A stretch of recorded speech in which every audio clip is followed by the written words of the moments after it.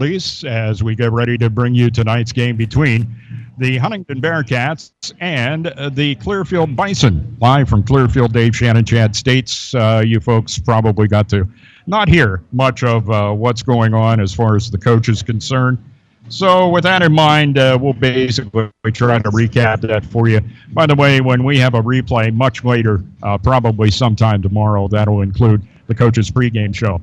So we're going to try to make a go of it here at this point. And Chad, this is going to be a big game for this team as you walk into Clearfield, and certainly Clearfield's going to have a little bit of a chip on their shoulder after last week's game at Central. Well, I can't say that they saw that coming as they were defeated by the Scarlet Dragon 42-14, and Central rolled up 342 yards on the ground behind that powerful offensive line. So, Huntington's walking into a very angry Clearfield team this weekend. And so we'll see what we get. But also on the flip side, Huntington's coming in with, a lot of positives on their own. They're 3-0 on the season. They beat their longtime rival and broke a streak last week by beating Tyrone. So they're rolling in here on a lot of positives, which is exactly what you want to do whenever you're facing a tough opponent like the Bison. Now, Huntington has lost 8 straight to Clearfield, so they're looking for their first win in quite some time. And it's going to be an uphill battle. Clearfield's got a very good offense led by quarterback Isaac Rummery, and it's a very diverse offense. They're going to run from the shotgun. They're going to run the football well. They have 3 running backs over the 100-yard mark.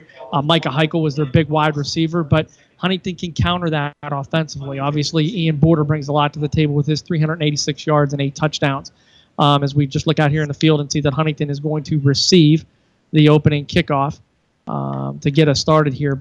But, for Huntington, I think the key to the game is to cut off the head of the snake, as I said in my preview. They've got to get after Rummery. They've got to they've got to challenge him anytime he is passing the ball and play great in the secondary. Dave, we saw that last week where Huntington really shut down the Tyrone passing lanes and really secured that victory by doing that, by playing great in the secondary. That was a big win for the defense as opposed to the early season victories there at Bellefonte and also against Mount Union, which were offensive shows.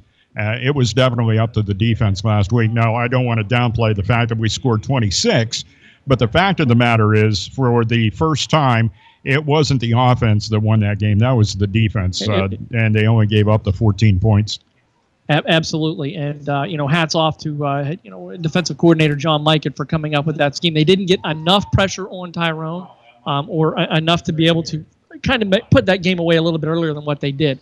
But again, what that secondary did was take away, Parker Mitchell was a great wide receiver for Tyrone, and he had 2 catches last week. Huntington's got to come out with a very, very similar defensive scheme and shut down Heichel and force Clearfield into doing some things that they don't want to do.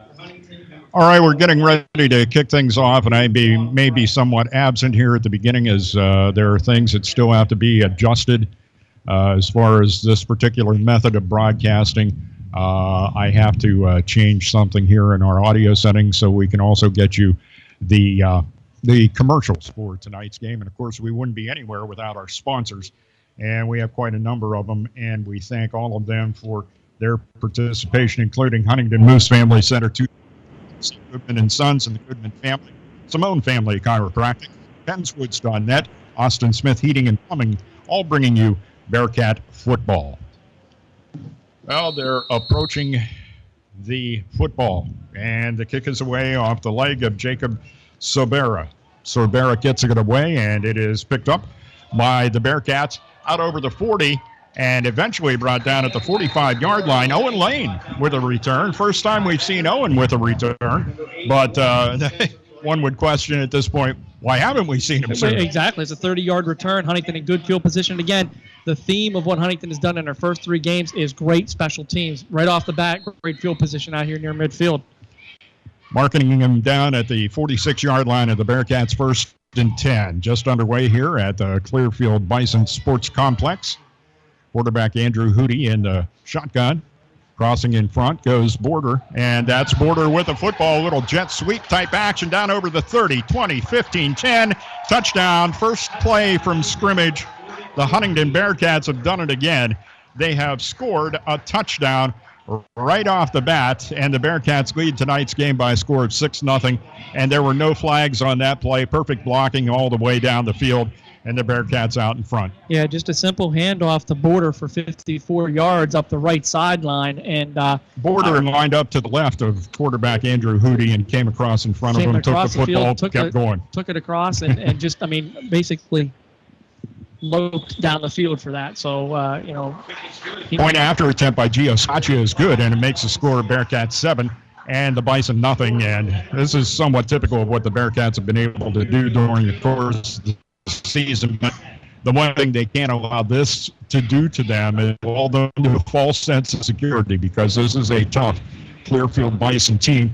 Obviously, it's going to be dependent on whether the Bearcats at some point during the game are able to make something over the tackles as far as their running goes. That one out around the right end and all the way going to the wide side of not that much of a wide side of the field, actually. They had spotted the ball at about the middle of the football field. One of the strange things that we have in front of us tonight, hash marks between the yard lines. So that's something different this week, and that will help us tell you where the ball happens to be located, and also a little more accuracy when it comes to gains and losses and returns.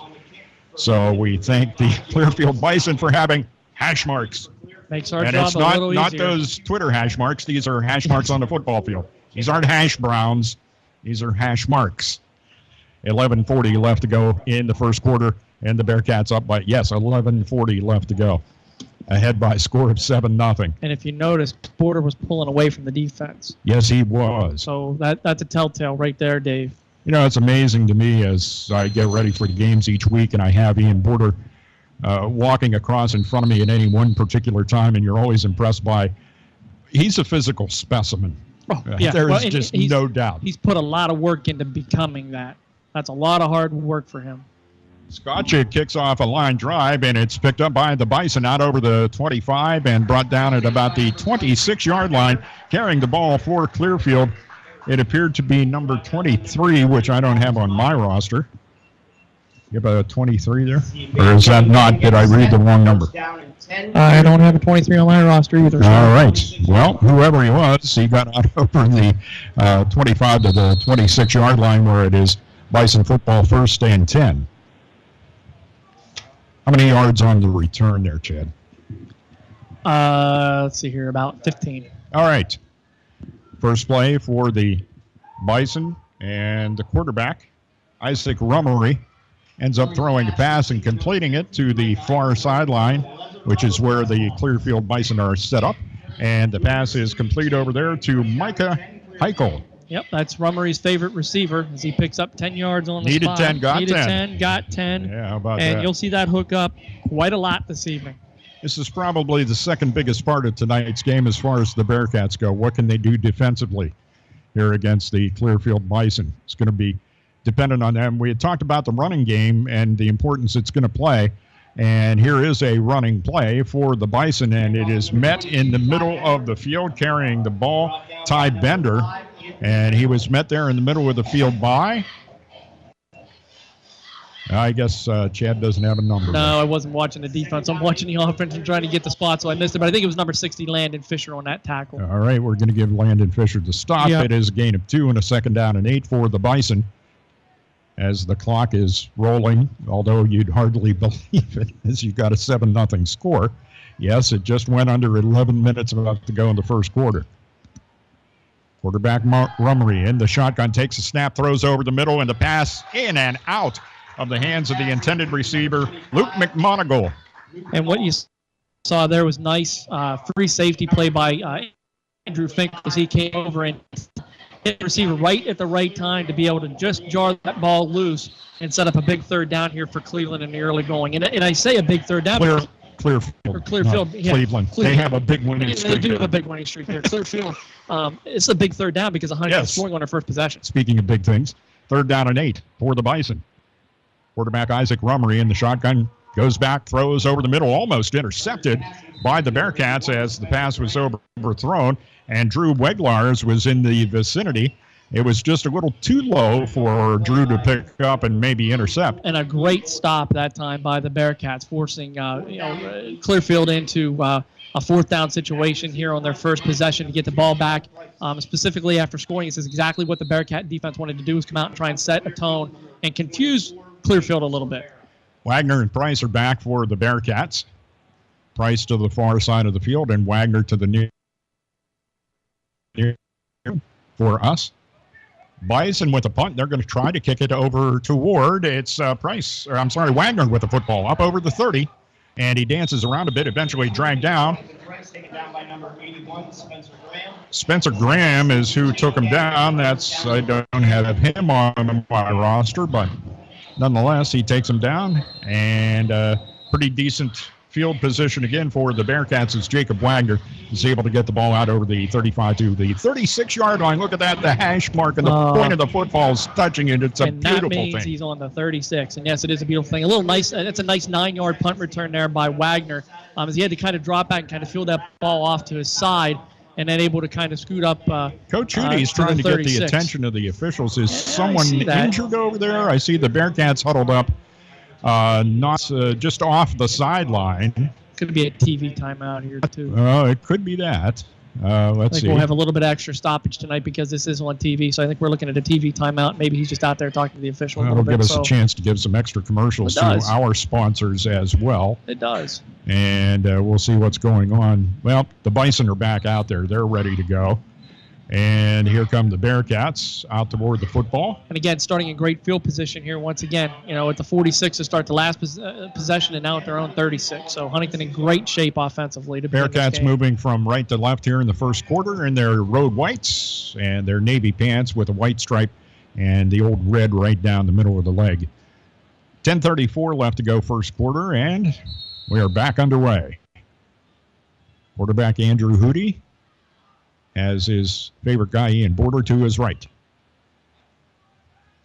And here goes the handoff. There's a little jet sweep, Jonathan Price. Price out over the 40, 50, 45, 40, 30, 20, 15, and brought down just inside the 10-yard line as Jonathan Price on the jet sweep has put the Huntingdon Bearcats immediately into the red zone.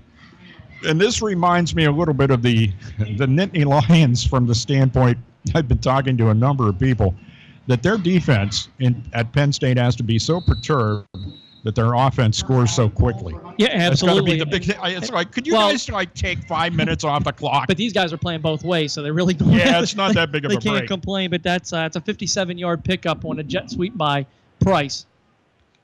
Set Huntingdon up once again. And Hootie was up under center that time, handing off to Ian Border, trying the right side that time, and he gets down over the 5-yard line, down at about the 4, and it'll be a second down and goal.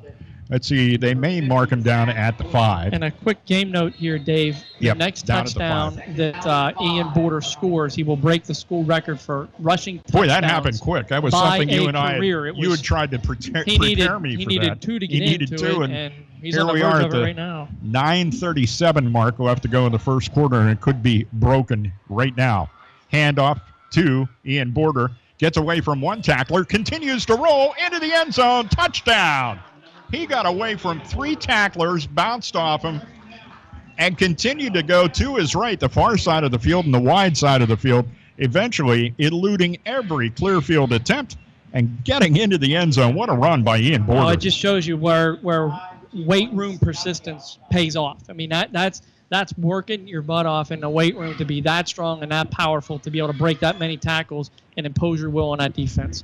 And probably also Gio Scaccia with the point after attempt. It is up, and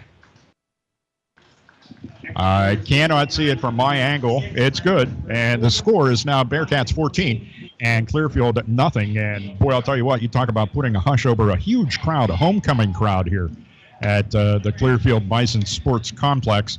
And there probably will be a TV timeout here. I don't know where the TV timeout guy is. Yeah, they're going to come. But just to catch you up to speed on what Ian Border just did with that touchdown run, that now gives him 45 rushing touchdowns on his career, breaking the previous mark set by John Wagner back in ending his career in 2015 of 44. So Ian Border now the new all-time touchdown rushing record for school history, and he will continue to build upon that.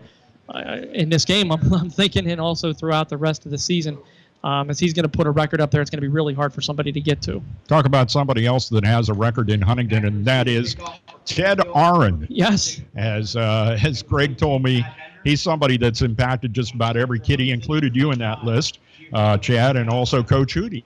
Absolutely. And he's been doing this for the past 50 years at the Huntingdon Community Center. There is an open house to celebrate Ted. It's coming up Sunday afternoon from 1 to 3 at Detweiler Field. And you're invited to stop by light lunch, and you can visit with Ted, too. Once again, celebrate Ted Aron's 50 years at Huntingdon Community Center at Detweiler Field Sunday from 1 to 3. Stop by, light lunch, and visit with Ted, too. Here's a ground ball that is muffed at first and then picked back up by the Bison at around the 30-yard line and getting out to about the 35 eventually with a return, as Brett Zatoni is the returner for the Bison that time. And about 3 Huntingdon Bearcats eventually combined to bring them down. Yeah, a squib kick that time on the ground. So I'm not so sure that Huntington's a little bit scared of the return game for Clearfield, which is the only reason why you really don't kick anything deep at that, because you don't want to give them good field position. But there's a Bison setting up, first down on our 34-yard line. Familiar territory as they started at the 32 last after a pass completion for first down. Deep pass is incomplete as the pass intended for Micah Heichel is over his head and just about everybody else with the defensive coverage for the Bearcats. Saw Jacob Wagner down there, and this has been a big key to the success of the Bearcats. Heichel had 2 steps on Wagner. If Rummer is able to drop that ball in there, that's 6 because he had 2 steps on the speedy Wagner. But a credit to the quarterback. I'd rather see Rummery, if I'm his head coach, miss him long than miss him short, especially with the kind of defenders that are out there for the Bearcats. Rummery with a run over the 35, 40, 50, 40, 30, 20, 10. Touchdown, Clearfield Bison. And this is where he is dangerous. That's a 66-yard touchdown run by Isaac Rummery. And that is where he is dangerous. He can not only throw the football, but he can run the football, and you've got to watch out for both with him. When I said at the beginning of the telecast, or of our radio cast here, that you had to cut off the head of the snake, he is definitely the head. And that time, just a delayed run right up through the center of the Bearcat defense for a 66-yard touchdown run to get Clearfield on the board here with 9:05 to go. Fire engine at that end of the field with full lights. I didn't hear the siren go off, but I did see all the lights down there. It is 14-6 and a point after attempt here with 9:05 left to go. The point after is up and just inside the left upright and good, and it makes the score Bearcats 14 and Clearfield 7. So here we go in a game that we thought might feature a little bit of defensive showdown, but instead it ends up being the offenses that are lighting things up here, as we've only played about 3 minutes here in the first quarter, and there's already a total of 21 points on the scoreboard. Yeah, it's a pinball machine out here, Dave. Wow. Not what we saw last week. It was a little bit more slower, methodical. But again, you had 2 rivals going at it, and that's going to be a hard-fought rivalry type of game. And here we've got 2 offenses that are opening up and exposing the weakness of the defenses. We've seen people have some success up the middle against Huntington. I really think they just got caught off guard thinking that was going to be another pass. And Rummery exploited that and was able to go 66 yards for the touchdown, an all-important one for Clearfield because they were looking at if they were handing that ball back over in a 14-0 deficit, it could be real trouble for them in the first quarter. Early impressions of the game are that of the Bellefonte game. Yes. And so with that in mind, if the Bearcats want to get out of here with a win, they're going to have to answer that particular drive by the Clearfield Bison. Jacob Sorbera is about to kick off for the Clearfield Bison after just scoring. Nice shoes. Well, actually, it's nice tape. Yes. That is fancy tape that is being It is a different displayed. shoe. It's a kicking shoe. And it's a ground ball that is picked up by Jacob Wagner, who's up there short. He gets out over the 30, out over the 35. Flag comes in. During the return, it looks to be in that area where a block in the back could have been called or a hold. That's been one of the big penalties that keeps getting called against the Bearcats, be it special teams, be it offense, be it defense. And it is a hold, and it's against the Bearcats, so they'll mark that back 10 yards from where he was marked down, which appears to be about the 36-yard line, so they'll take that back to the 26, where it'll be Bearcats ball 1st and 10. And again, Dave, something that Huntington doesn't want to do is get into this game and start racking up the penalties. That's where they got into trouble last week. That's where they got into trouble with Bellefonte. They've got to keep that part of the ball game in check. Now, some of these are going to happen. Last week we saw 2 unsportsmanlike conduct penalties that really are. There's no excuse for those whatsoever. You've got to remain poised. So Huntington again with the first penalty of the ball game, and hopefully they keep that in check the rest of the way. Indeed. And it is the Bearcats with Andrew Hootie in the shotgun. Fakes a handoff to Border, rolls to his left, lets it go, and it's caught by Price at the 42-yard line for a Bearcat first down. Not just a great catch on that point as Price had to make a little bit of a turnaround to make a grab there at the 41, but also a absolutely great throw, back shoulder throw for Hootie on that time. I'll tell you what, good reaction too by Price as he was faced toward the sideline and twisted back to get that football. Everything worked to success in that play out to the 42-yard line, a first down.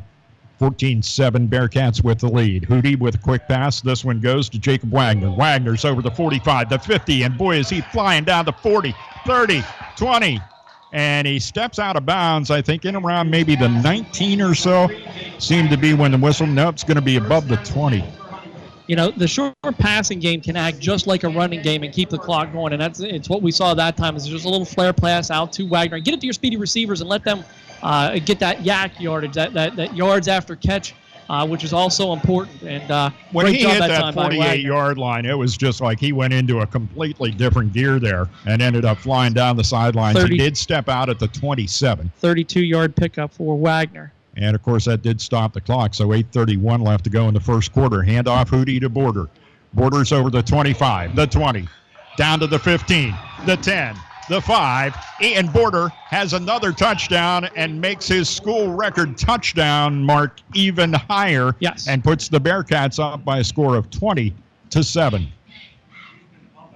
No flags on the play as Ian Border once again showing his stuff, getting into the end zone and putting the Bearcats up by 2 scores again. How about this for a stat line early? 4 carries, 88 yards, 3 touchdowns for Ian Border at this point in time. Now, he's going to maybe make an idiot out of us. We had a discussion. We came to Clearfield together, and Chad and I were talking about there's another record that Ian is close to, and we thought, yeah, he's not going to get that in this game. Maybe. We're going to have to hold judgment on that. Point after attempt is up and good by Gio Scaccia to make it Bearcats 21 and the Bison 7, 8:20 left to go in the first quarter. But that was a number that you had, of course, Chad has all the stats. Well, yeah, and I'll go ahead and give it to you because it'll end up being historic in a number of ways if it does happen. Ian needed 305 yards coming into the night to break the all-time rushing record held by Chad Brindle, set back in 1995 through 98 years, 96 through 98 years of 3,121 yards. Ian needed 305 yards to break that. He's already got 88 on 4 carries so far this evening. If he does break it, he will be the 3rd Bearcat in history to have a 300-yard game, Brindle being one and then Bucky Culbertson being the other. So he's off to a flying start here so far. When in the did first Bucky quarter. do that? Bucky did that in the 2005 football season. Okay. Well, you tried to test me on that, Dave. And no, you were up to the task. I knew you would be. I tried to be. You don't want to play Trivial Pursuit, the Bearcat edition with Chad States. My wife's sitting back at home saying, how does he know that? Yet when I tell him to do something, he completely forgot it 2 minutes ago. It's just the way it goes. Sorry, hon. Sorry. Sometimes the honey-do list doesn't get absorbed as easily as statistics. I blame it on my hearing, but after today, I can't do that either. So it's just the way it goes. This one's in the air over toward the sideline. Did that go out of bounds? Okay. We'll see what they decide to do here, if they're going to make him re-kick it or... I think they're going to take the penalty. Going off the field. What I would do, and that'll mark the ball out at the illegal procedure, the indication against the Bearcats for the ball going out of bounds, and they are going to make them kick it again. So that's where we're headed. Well, then decided not to take the penalty, and so the Bearcats will go tee it up again as Gio Scaccia. Speaking of tees, has to grab the tee off of teammate. Nice play on words there. Dave, that's what we're all about. Well, look who's kicking off. If we can make that. Timmy Leitner is back out on the Timmy field. Leitner back out on the field. The senior. Gio had gone out and attempted that previous kickoff that went out of bounds, and he was on his way off the field with the tee, and he handed it to Tim. So Tim Leitner is out there to kick off. And Leitner is going to have the spins same one thing happen perfectly, to and him. it goes out of bounds here right in front of us at the 37-yard line. So now what's going to happen? They're going to back it up and make him re-kick it again? They're looking over toward the sideline, and survey said illegal procedure against Huntingdon, and there's no indication. Yeah, it's accepted. And kick it again. Tim Leitner will be kicking it away again. So the ball will be kicked off this time from back at the 30-yard line as Tim Leitner puts the tee down there in the middle of the field. 21-7, Bearcats lead, 8:20 left to go in the first quarter at the Bison Sports Complex in Clearfield. A beautiful place and a pretty decent evening, although you look at some of these clouds that are up here on a different kind of day, you might be worried, but not tonight. Not tonight. It's a nice evening. Real dark grays up there, but it's not going to affect this football game. There's Leitner, and he gets this one away, a good end over end. This one's going to be fielded at the 20-yard line, out over the 30, and brought down short of the 35-yard line with the return for the Bison. It's Jake Lezer, and Lezer dropped down. They are going to give him the 35 after all, so it'll be a 10-yard return and a 1st and 10 for the Bison. They've been around this area of the field every time, Chad. Yep. And it's going to be interesting to see if they can unleash another one. Their one touchdown of the night came on a quarterback keep by Isaac Rummery, who flew down the field and made it at that point 14-7. The Bearcats answering that to make it 21-7. And it's almost like I'm in a time machine because, oh, what a tackle on the handoff. Isaiah Reed just wrapped him up and threw him right to the ground. What a play by Reed. Absolutely. He's another one of those. He's a sophomore, Dave, an imposing player for a sophomore. He's another one of those kids that lives in the weight room, and you can really tell this is a kid who we're going to be calling his name for the next 3 years, and he's going to be doing a lot of great things out here. Not just good, but a lot of great things for the Bearcats. If you fans were paying attention, he said sophomore. Let me give you this. He is 6 foot, and Isaac weighs 215 pounds, sophomore. Here's a last-minute ditch of a pass play that is complete, as that one is completed out to number 81, and I don't have him on my roster either. And it is good for a 1st down in Huntingdon territory at the 48. They are saying that is Spencer Graham, which is number 10 on our list, and we're going to change him to 81 over here. Our reliance on Max Preps is not very reliable, so we'll change him over to 81, and that is Spencer Graham, who is the 2nd leading receiver for the Bison on the season. And spark there for Clearfield after the big stop on a 1st down run.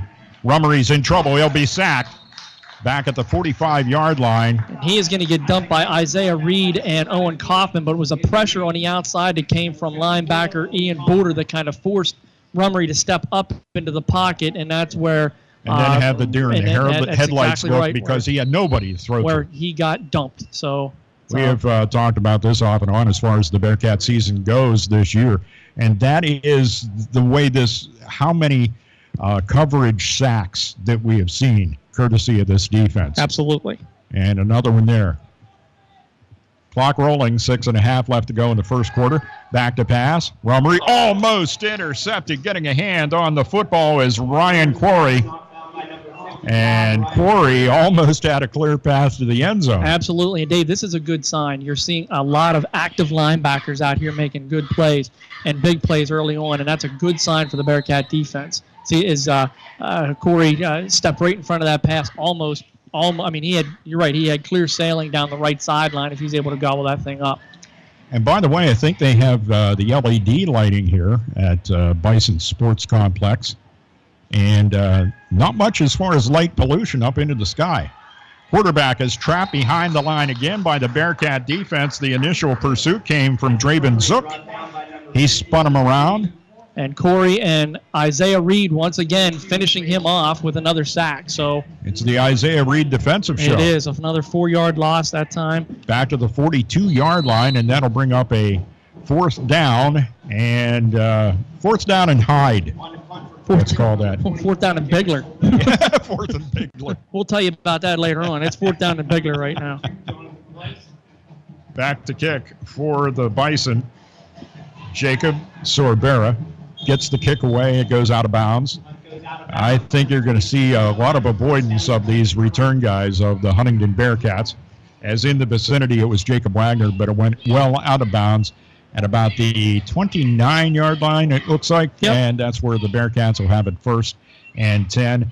They have had the football 3 times. They have scored touchdowns 3 times. Yeah, and big plays on all 3 of those possessions. You know, we've got Andrew Hootie, 2 of 2 for 47 yards. One of those a 32-yard completion to Wagner that set up the last score of 27-yard touchdown by Border. But we got a 54-yard run by Border and a 57-yard run by Price. And what are we going to get here? That time is Draven Zook, and Zook tries to turn it up the field. Not with the kind of success that play has had on previous occasions, but it is a gainer as it gets out over the 30-yard line to about the 33. So we'll give him a gain of 4 and set up a 2nd down and 6.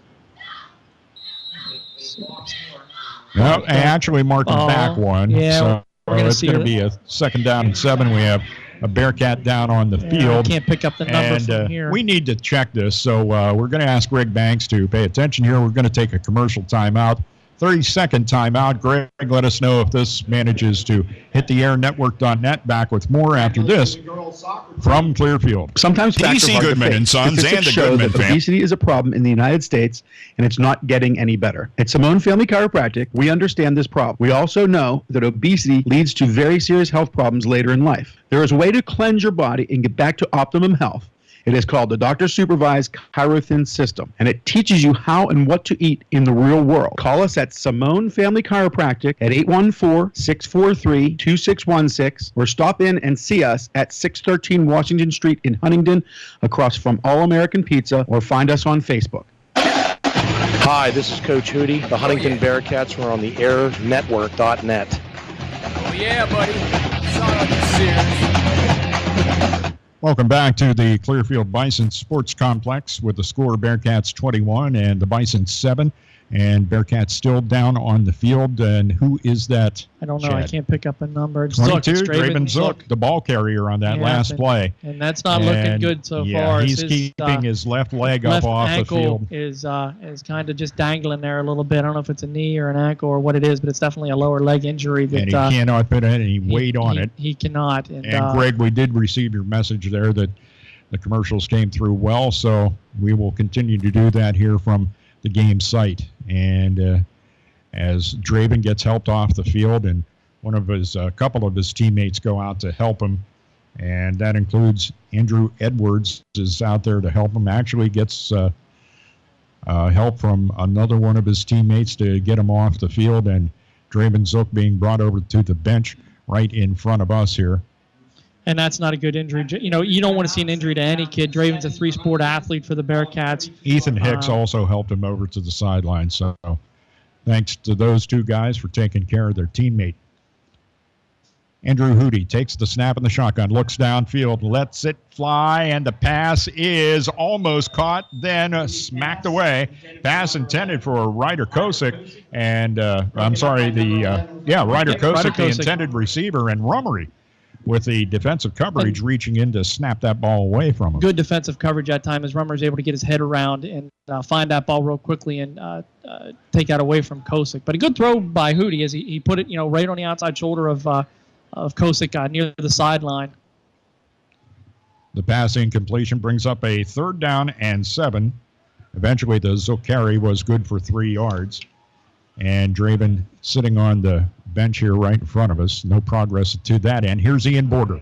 He has a 1st down and more over the 40 to about the 41-yard line. It took 1, 2, 3, 4, 5 Clearfield defenders to eventually get him down. And I don't even know if you got enough that time. It's just, on a 3rd and 7, and you can hand it off to your running back and know that he's going to get 9 yards on the carry. Depending on the level of football, that's an automatic pass play. Absolutely right. 3rd and 7. Not when you have Ian Border on your team. No, nice first down that time by the Bearcats. Under 5 minutes left to go in the first quarter. 21-7 Bearcats with the lead, moving from right to left here in the first quarter. Snap to Hootie. Pass is complete. It is mishandled by Jarris Warner, normally a sure-handed receiver. He even has the gloves on, but somehow he just did not get control of it. Good pass by Hootie, and Jarris just couldn't get a handle on it. Hit him right in the bread basket. Maybe not enough stick him on those gloves out there. Not quite sure, but it hit him right where he was supposed to. Good pass by Hootie, and that time just not handled by Warner. Ryder Kosick heads back out on the field. And coming off the field then was Jarris Warner. Still working on Draven Zook here in the sideline. Is that a handoff to Border? Yes, it is. Midfield, 40, 35. Keeps running on what would be a post pattern if we were running a pass pattern, and a flag comes in at the end. So that's probably something against the Bison that occurred after the tackle, and probably an unsportsmanlike. They mark him down at the 25-yard line, so another big gain. 34-yard pickup for Ian.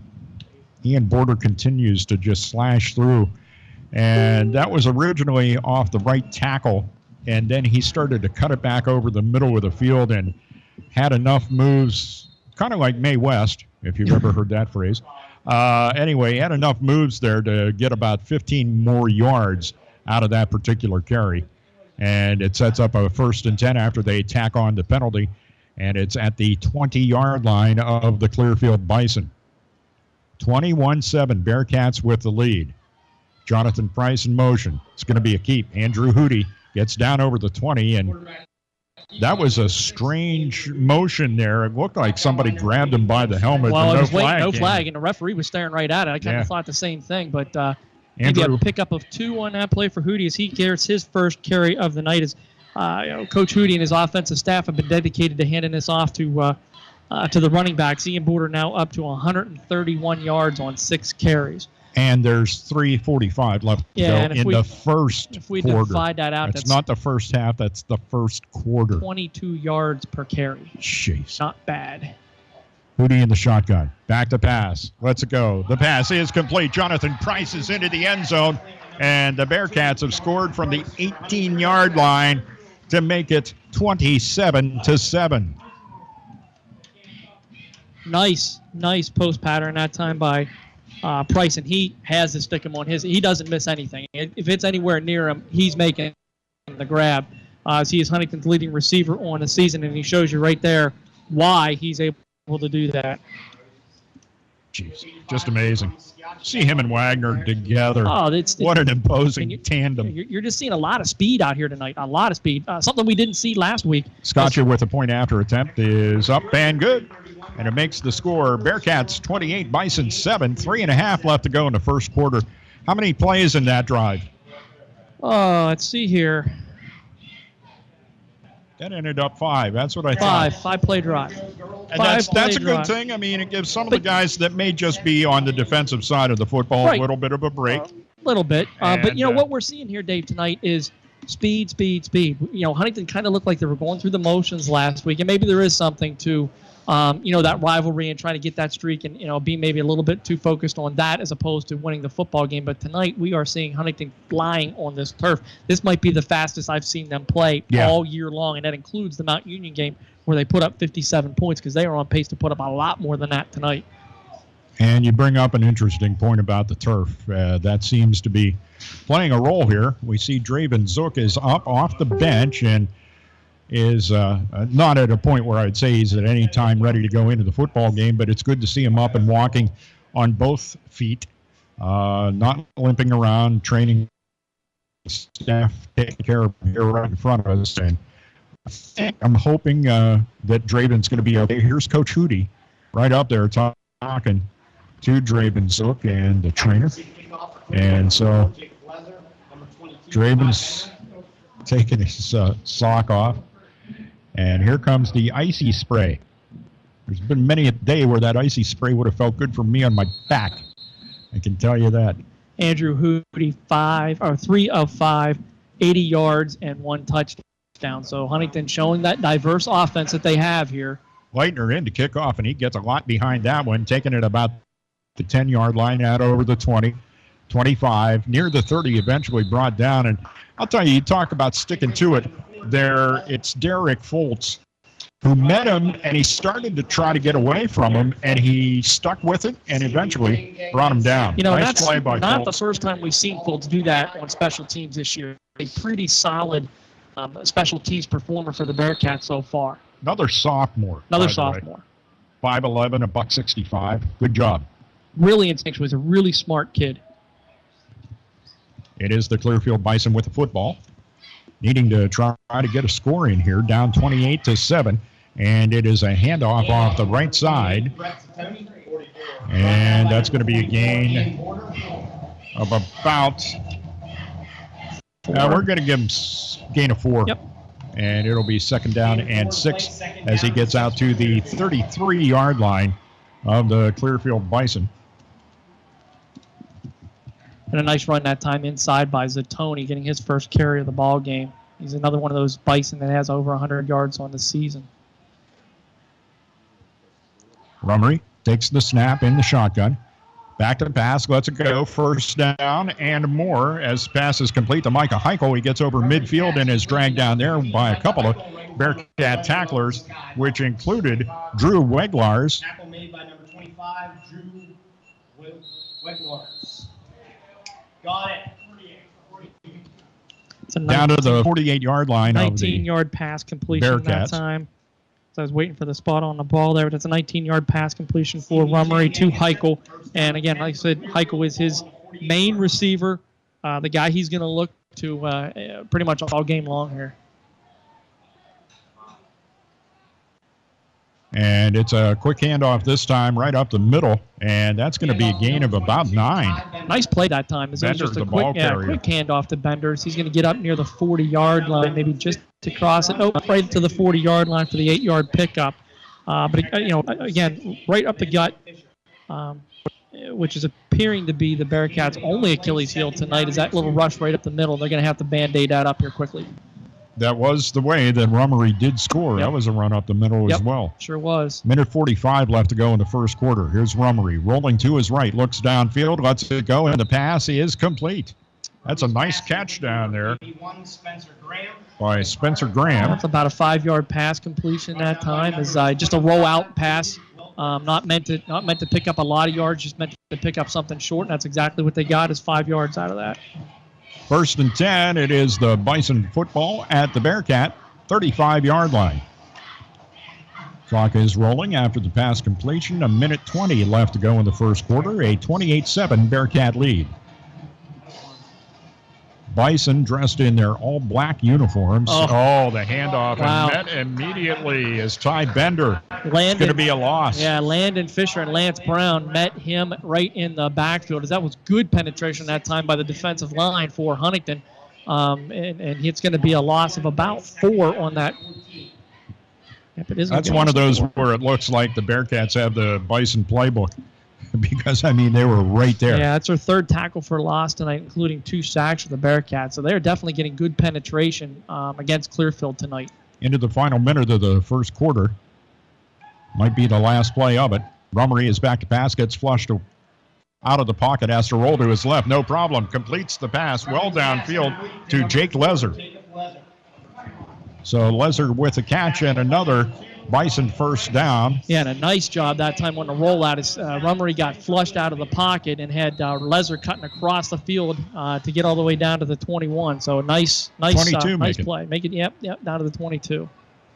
So it is a 1st and 10 for the Bison at the Bearcat 22. Clock rolling, 21 seconds left to go here in the first quarter. We're going to get one more play in before the quarter is over, maybe more. We're thinking just one. Rummery, little jet sweep action for the Bison. Flag on the play. Hand up to number 4, Jacob Lezer. Jake Lezer, the ball carrier on the jet sweep, and he is brought down immediately after just getting a little bit past a yard past the line of scrimmage. And it's a false, not a false start, but illegal procedure called against the Bison. And the penalty going to take them back. It's our 2nd penalty for 10 yards tonight. Penalty is assessed. Still first down, a 5-yard penalty, a first and 7 seconds left to go in the first quarter, and you hate to say it, this is a must-score situation for Clearfield, but you kind of get that feeling considering they haven't stopped Huntingdon all night long that they've got to do something another possession, to you stay wonder in the what ball would game. happen. That's right. At 28-7, there goes the clock, and that'll bring an end to the first quarter of tonight's coverage from the Bison Sports Complex in Clearfield. 1 quarter in the books. A lot of scoring, mostly by the Bearcats. At the end of a quarter, the score, Huntingdon 28, Clearfield 7 on the airnetwork.net and 94.1 FM, Huntingdon. DC Goodman & Sons and the Goodman family are committed and dedicated to excellence by supporting quality education and athletics for all youth of Huntingdon County. For over 3 generations, DC Goodman & Sons and their staff of quality tradesmen have provided excellent service in the installation of plumbing, mechanical and industrial piping, electrical, and fire sprinkler systems. Residential services are also available. DC Goodman & Sons and the Goodman family will continue to serve the community, and thank you for your support. The Goodman family wishes you the best to all area students in your pursuit of excellence. Get set for another season of service and socializing at the Huntingdon Moose Family Center 223, the heart of the community. Kick off the college and pro football seasons with large screen TVs at the Moose. And don't forget, coming Saturday, September 23rd, you can enjoy the steak and seafood dinner from 5 until 7 p.m. for only $20. Tickets are limited, so get yours now. The Huntingdon Moose Family Center 223, serving the community for over 100 years. I'm Jarris Warner. I'm listening to the Bearcats on the airnetwork.net.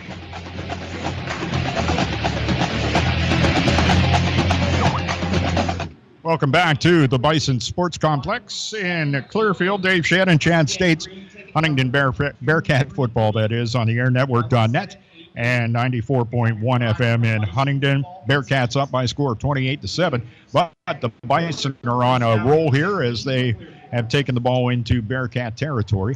And here's the snap. Quarterback Rummery completes the pass, as that one is Micah Heichel, as Chad has referred to him, his favorite receiver, and he completes another one to him. Out of bounds at the 12-yard line. Good for a first down. First down, a 15-yard pickup. That's Heichel's third catch on the evening for 44 yards. So, yes, he is the favorite receiver by far for Rummery. So it is the Bison on a drive here, and Chad had pointed out it's probably imperative that they do score here, preferably a touchdown, I would think, as well. Not just scoring, but getting a touchdown at this point, down by a score of 28-7. Rummery, and a quick handoff that time as it goes to Brett Zatoni. And Zatoni gets down over the 10 to about the, let's call that the 8-yard line. So that'll be a gain of 4 and a 2nd and 6. Seems to be where a number of the first down runs that have been attempted by the Bison have gone. They're about a 4-yard gain, setting up a 2nd down and 6. Yep, and while Huntingdon is really flying on the outside of the Clearfield defense, Clearfield is thriving on the inside of the Huntingdon defense here this evening. So far, it's worked better for the Bearcats than the Bison. Here's Rummery rolling to his right. Lots of room over there. Avoids one tackler. Throws back toward the end zone. Almost getting a touchdown, but it goes incomplete. No, it was caught. He did catch it. It was caught. The way he kind of gave up there, I guess he heard the whistle, Micah Heichel, and just stopped at that point. But he did. Yeah, and again, Rummery finding his favorite receiver there, but it was right at the goal line. Yeah, right at the goal line. They marked it a touchdown, so it is now 28-13. Did not see anybody do the old touchdown signal, but that's what it is. And to attempt the point after is Jacob Sorbera, and the point after attempt is up and good, and that makes the score Huntingdon 28 and the Clearfield Bison 14. And like I'd said, Dave, that was a very important offensive series for Clearfield to keep them in this ballgame. They've not shut down the Huntingdon offense. The Huntingdon offense had 258 yards in that first quarter of play to really set the tone here, as they're going to make Clearfield really work to get back into this football game. But Clearfield defensively is going to have to come up with some sort of solution to what the Bearcats are doing offensively, because they can't stop anything that Huntington's throwing at them so far. You would think that at some point they would. I mean, this is not a pushover kind of team, but we'll see how it plays out here in the second quarter because that's going to probably tell the tone for the remainder of tonight's action. We want to thank you for listening to Bearcat Football on the airnetwork.net and 94.1 FM in Huntingdon. Monday Night Sports Talk coming your way Monday evening at 7 o'clock on this very same place. We'll have rebroadcasts of tonight's game coming up throughout the week. And also stay tuned for Pitt Steeler football and all kinds of stuff. Just check out the airnetwork.net. Check out the main page there. You can like us on the Air Network Facebook page, and that way you'll be able to get all the latest updates as to what is going on. And which many people have asked, what's going on the airnetwork.net? Yeah, that's true. I'm telling you what, Dave, my hand is starting to hurt. That is a busy first quarter for a statistician. If you hear me being quiet, my apologies, but I am rolling here this evening. Ball hits at the 20, bounces up to about the 15, and the kickoff is returned by the Bearcats out to, let's see, that's Owen Lane, by the way, with the return out to the 20, make that 37-yard line. So a nice return of about 27 yards by Owen Lane. So it's good to see him out there getting his touches. Owen. He is a heck of an athlete. Let me tell you, this kid is a five-tool baseball player. He is very, very good. He also runs track for the Bearcats. He is a very, very good athlete.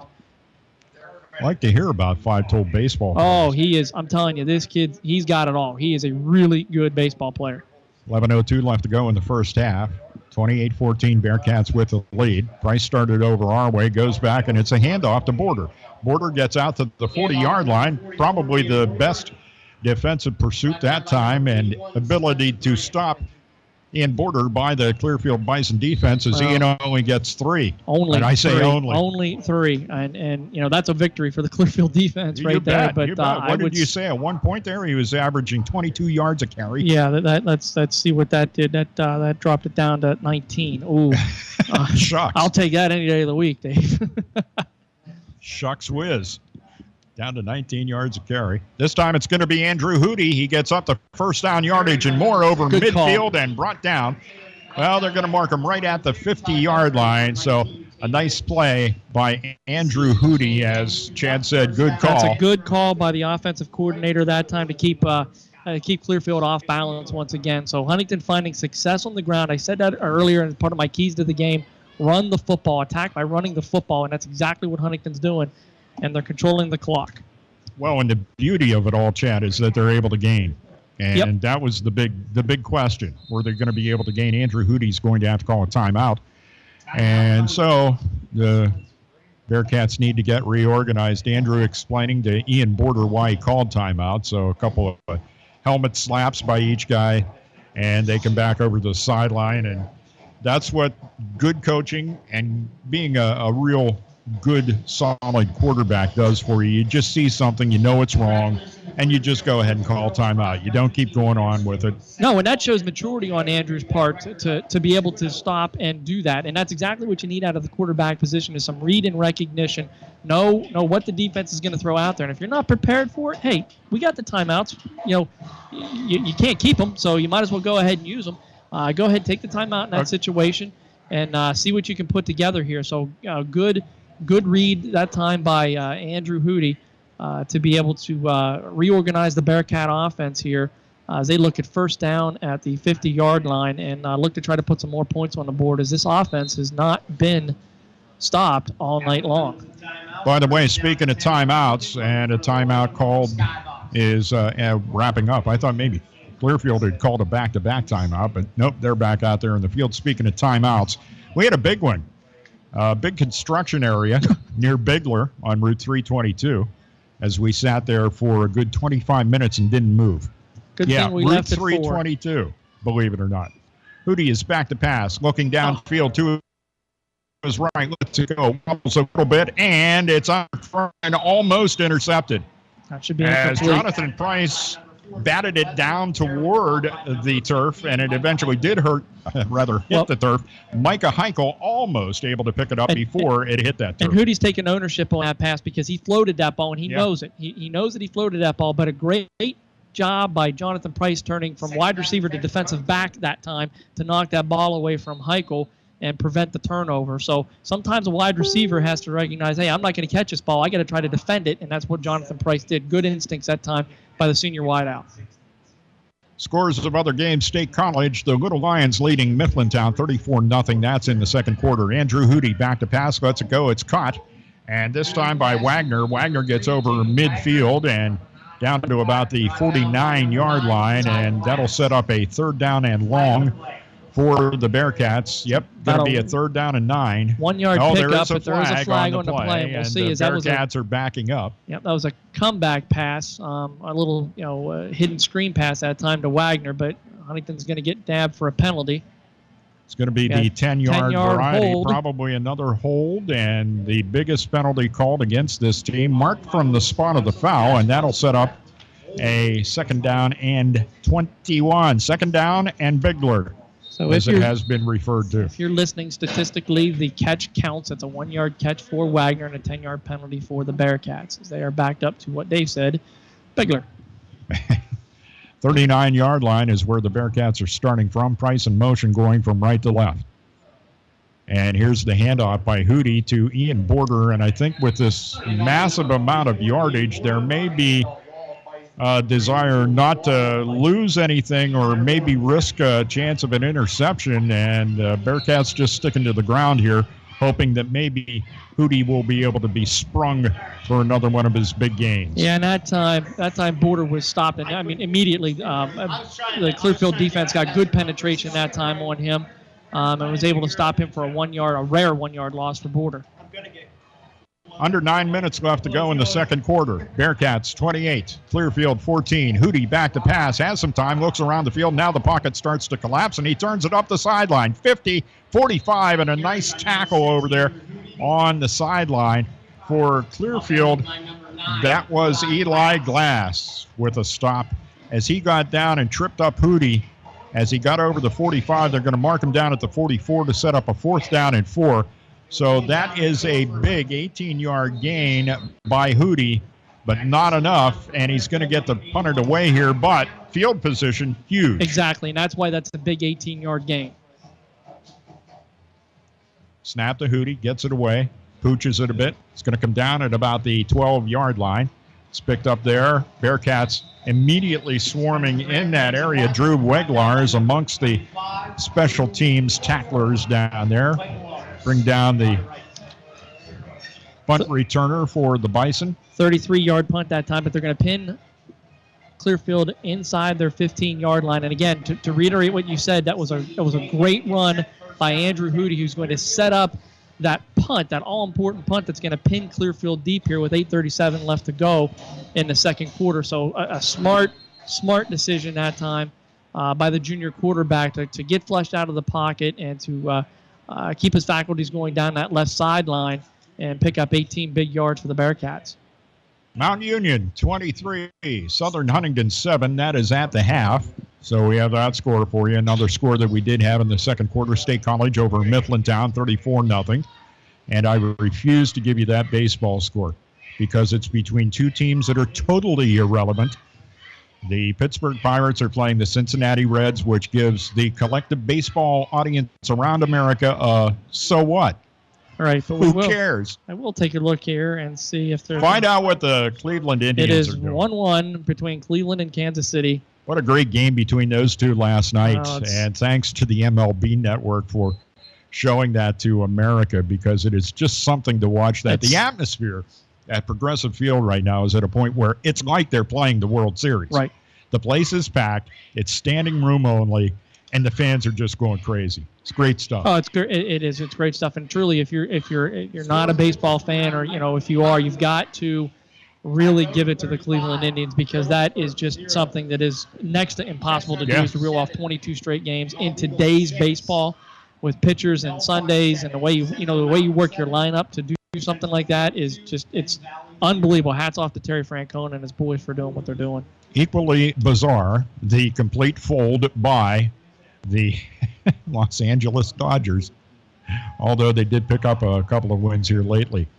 Quarterback keep by number 11, Isaac Rummery. As Isaac Rummery gets, let's see, out to about the Going to mark him down at the 16, I About guess. 2, and a good stop Yep. that time by inside linebacker Ryan Corey to prevent him from going any further. You know, we saw Rummery with success running up the middle early on in the ball game. So Down on one knee with his helmet back on, Straben Zook. yeah, and He got taped up. Yep. Got that left ankle all taped up, so it was an ankle issue.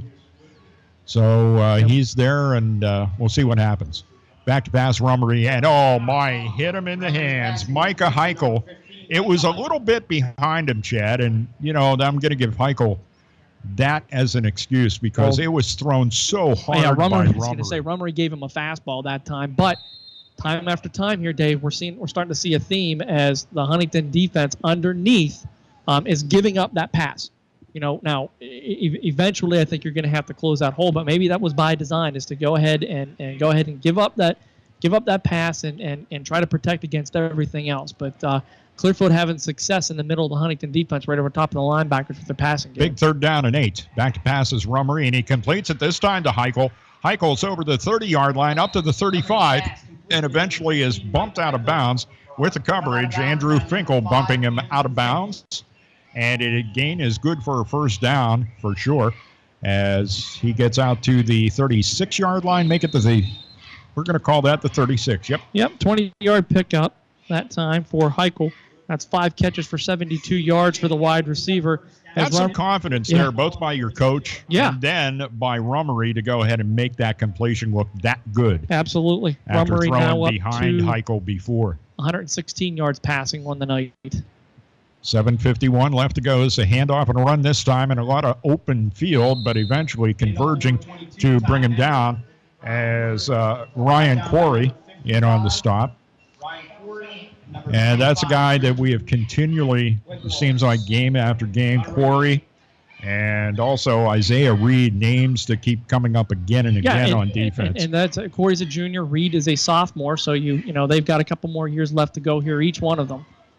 Gain of 7 on the play and a 2nd down and 3 with 7:20 left to go in the first half. Back to pass. And Rummery's pass is knocked down at the line of scrimmage. Who got a hand on that? Is number 80. Looks like Andrew Miller? Nope. Hang on, I got to see it. I think it's Isaiah Reed, number 50. 50, yeah. Yep, it is Isaiah Reed. Once again, we're calling out his name, but 6 foot 215, and he's playing like he's about 7 foot. And we're gonna check that. Landon Fisher, number 60, is who went ahead and blocked that. So. Well, who happens to be the leading tackler on the team. Excuse us, guys. It's kind of hard to see the numbers sometimes from where we're sitting at. But sometimes there's a wrinkle, and a 5 will look like a 6, which will look like a 3, and all of that stuff. It's going to be a keeper this time. Rummery to the far side is brought down well short of 1st down yardage. As a matter of fact, brought down for maybe a no gain. It's going to be a no gain, and that is going to set up a 4th down and 3 with the ball at the 43-yard line. Under 7 minutes left to go in the first quarter, and the Bearcats up by a score of 28-14. Clearfield keeping the offense on the field here right now. Strange area of the field to be going for a 4th down. I would say at this point, but we'll see what happens here. Maybe they're going to try to draw them off on a snap count. Maybe. Nope, we're going to take a timeout. Yep, and see what happens here. So at the 43-yard line. Strange stuff. But a 28-14 lead by the Bearcats might force you into something. Trying to go for it in certain situations when you normally wouldn't, because you really haven't had a lot of success stopping this Bearcat offense. All right, we want to thank you folks. Last count, 164 folks are tuned in on TuneIn. So we thank you for giving us your support here on the Air Network. And we want to thank our Bearcat football boosters. Those include the Huntingdon Moose Family Center 223, DC Goodman and Sons and the Goodman family, Simone Family Chiropractic, Penswoods.net, Austin Smith Heating and Plumbing, all of those folks responsible for bringing you Bearcat football on the Air Network and 94.1 FM in Huntingdon. Now, something that we're talking about strange, there's something that is not strange, and it's coming up this Sunday. It's going to be an open house to celebrate Ted Aron's 50 years at the Huntingdon Community Center, somebody that's impacted just about every young man who has grown up in the Huntingdon community. And that includes Greg Banks, Coach Hootie, Chad States, you name it. He's touched somebody in some way, shape, or form. The celebration is going to go on Sunday afternoon from 1 to 3 at Detweiler Field. Everyone's invited to drop by and enjoy a light lunch and visit with Ted. Okay, they're going for it on 4th down and 3. Rummery is back to pass out of the shotgun, and that's one of those ones. Yeah, you like the shotgun because it gives you an opportunity to move around back there. But by the same token, and there's been a number of coverage, either incompletions or sacks by the Bearcats. Boy, on fourth down, I don't know that that's the play I call, but that's what they called, and he ends up being sacked back at the 39, and the Bearcats inherit amazingly good field position. So we said strange. It's a 14-point difference between the two teams. I don't know what that gained the Bison, but that's what they called. And that's a gamble, and we'll see if it, again, it's going to set up Huntingdon in great field position here. 1st and 10 at the Clearfield 39. Handoff to Weglars. Running across the field, now turns it upfield, gets down over the 35 and the 30, eventually brought down after first down and more yardage, gained about 13 as they mark him down at the 27-yard line. That'll be a 1st and 10 after the gain of 12 yards on the carry by... That was Ian Border that time on the carry, yep. What's his total now? He has 9 carries, 145 yards, and 3 touchdowns. So he slowed down a little bit. He slowed down just a little bit. Yeah. Yep. We're going to have a stern talking to him at halftime. Here's the handoff to Border. Turns it upfield as he goes over the right side, and his left foot went down on the artificial turf, and he took a slip, and he comes down. But all of that being said, he still ends up with a nice gain. Like it's going to be about a 3-yard gain that time for Border. Gets down to the 24-yard line of the Clearfield Bison. Gain of 3. Here he is. We're approaching, 5:37 to go in the second quarter. 10 carries, 148 yards. So come on, pick it up, Border. There's a passing completion. And a rare drop that time by Jonathan Price. Yeah. And we're just kidding about Ian Border. He is amazing. Right, but he is on pace for a 300-yard football game here this evening. But that time, we saw a pass out to the flats that was well blocked by Huntingdon, and Price is able to hang on to that ball, and a rare drop by the senior. Passing completion brings up a 3rd down and 7. The ball at the 24. If everything would go to heck right here, then Scott should be kicking about a 41-yard field goal if that was the route they chose to pursue. Hootie rolling to his left, and he completes it downfield. Near first down yardage is Jonathan Price, and he keeps lunging ahead. Does he have it? Oh, he curled back. He's going to be maybe a yard short. Let's see where they mark him. Yeah, I think he is about a yard short. Yep. It's going to be a 4th and 1. He's at the 19, so it's a 5-yard pickup. And I believe Huntingdon will go for it. Yeah, here. They're going to go for it. I mean, why wouldn't you? You've got the guy in the backfield to be able to do that. And well, this is strength versus strength. You probably have a pretty good idea who's going to get the football here. Oh, it slipped and almost a fumble there by Hootie, but he gets it back under control and manages to get some forward yardage and a first down. Absolutely good. What a recovery by Andrew Hootie. Great job that time by Andrew. I mean, he's a big guy too. I mean, that's Dave, you got his stats right there on how big Andrew is. Andrew Hootie is, as a junior, is at 6'1" and 208. Right, so he's every bit a running back as a quarterback out there too, being as big as what he is. So good job. I'll tell you what, you got to love that size, though, for the future. I mean, he's going to grow. Yep. He's going to be growing yet. Well, his dad was an offensive lineman, so that should tell you something. Yeah. Hootie this time passes over to the left, complete to Price. Price stutters there a little bit, delaying for a block, gets a block, and gets about 5 yards on the pass completion as they will mark him down at what appears to be about the... What is that, the 11? Looks like we're right at they're going to mark it at the 12 here. All right. Well, at the 12, gain of 3 and a 2nd down and 7 for the Bearcats, trying to add to a 28-14 lead. 4:01 left to go here in the first half as the Bearcats try to work toward maybe a nail in a device. Hootie back to pass, throws across and complete to Jonathan Price down at about the 6-yard line. A late flag coming in here, Dave. I did not see that. Is that in a holding area? Yeah, they're signaling it against Huntingdon. So illegal man downfield, it looks like, against the Bearcats. So would imagine that gets knocked off from the line of scrimmage.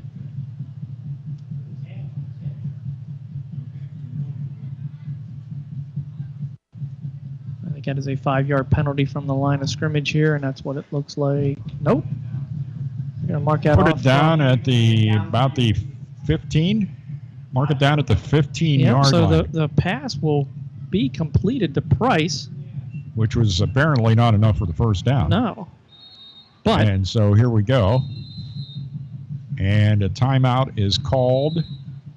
And is that called by the Bear? Nope, it's called by the Bison. By the way, I got a message from Greg Banks as we're doing tonight's game, talking about Ted Arend, who has impacted thousands of young men and women over 50 years with all the activities he's directed at the Huntingdon Community Center.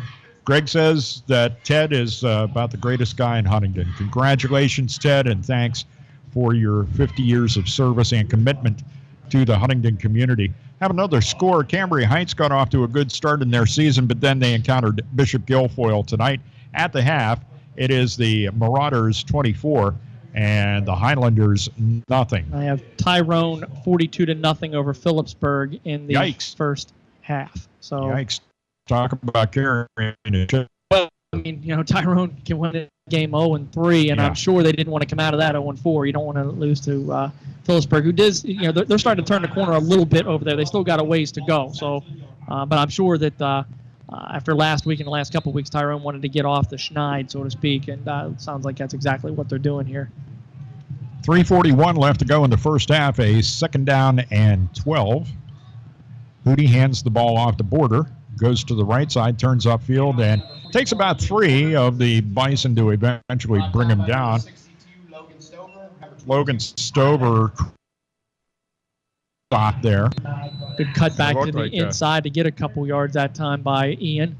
As he gets down to the 5th.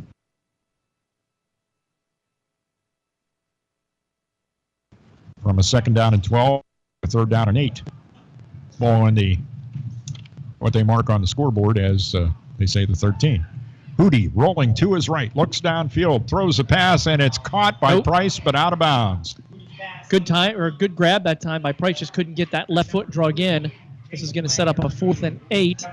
And this time I think you bring in Scotch. They're running him out right now, so good choice. Sophomore field goal kicker Giovanni Scaccia coming out for what should be. Let's call him Gio. Gio. Well, yeah, I'd say that's what he goes to. But Gio coming out for what should be about a 20. Let's see where they're going to. Gio. He's on one of your favorite teams in baseball. Gio Gonzalez. That's exactly right.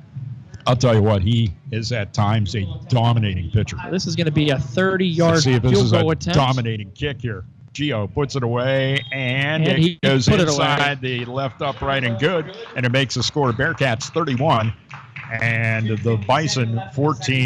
Gio Scaccia has been very impressive since he came in back in the first game against Mount Union, and he's had a couple of hiccups along the way, but that's about it. In high school football, a good kicker like that can be a weapon. We saw Clearfield have one for years in the Harrington kid who was up here, and I'm telling you, that kid was Division I quality. I'm not sure where he ended up going to school. I want to check that. He went to the Air Force, and he was a legit Division I kicker. And we've seen those at a couple high schools.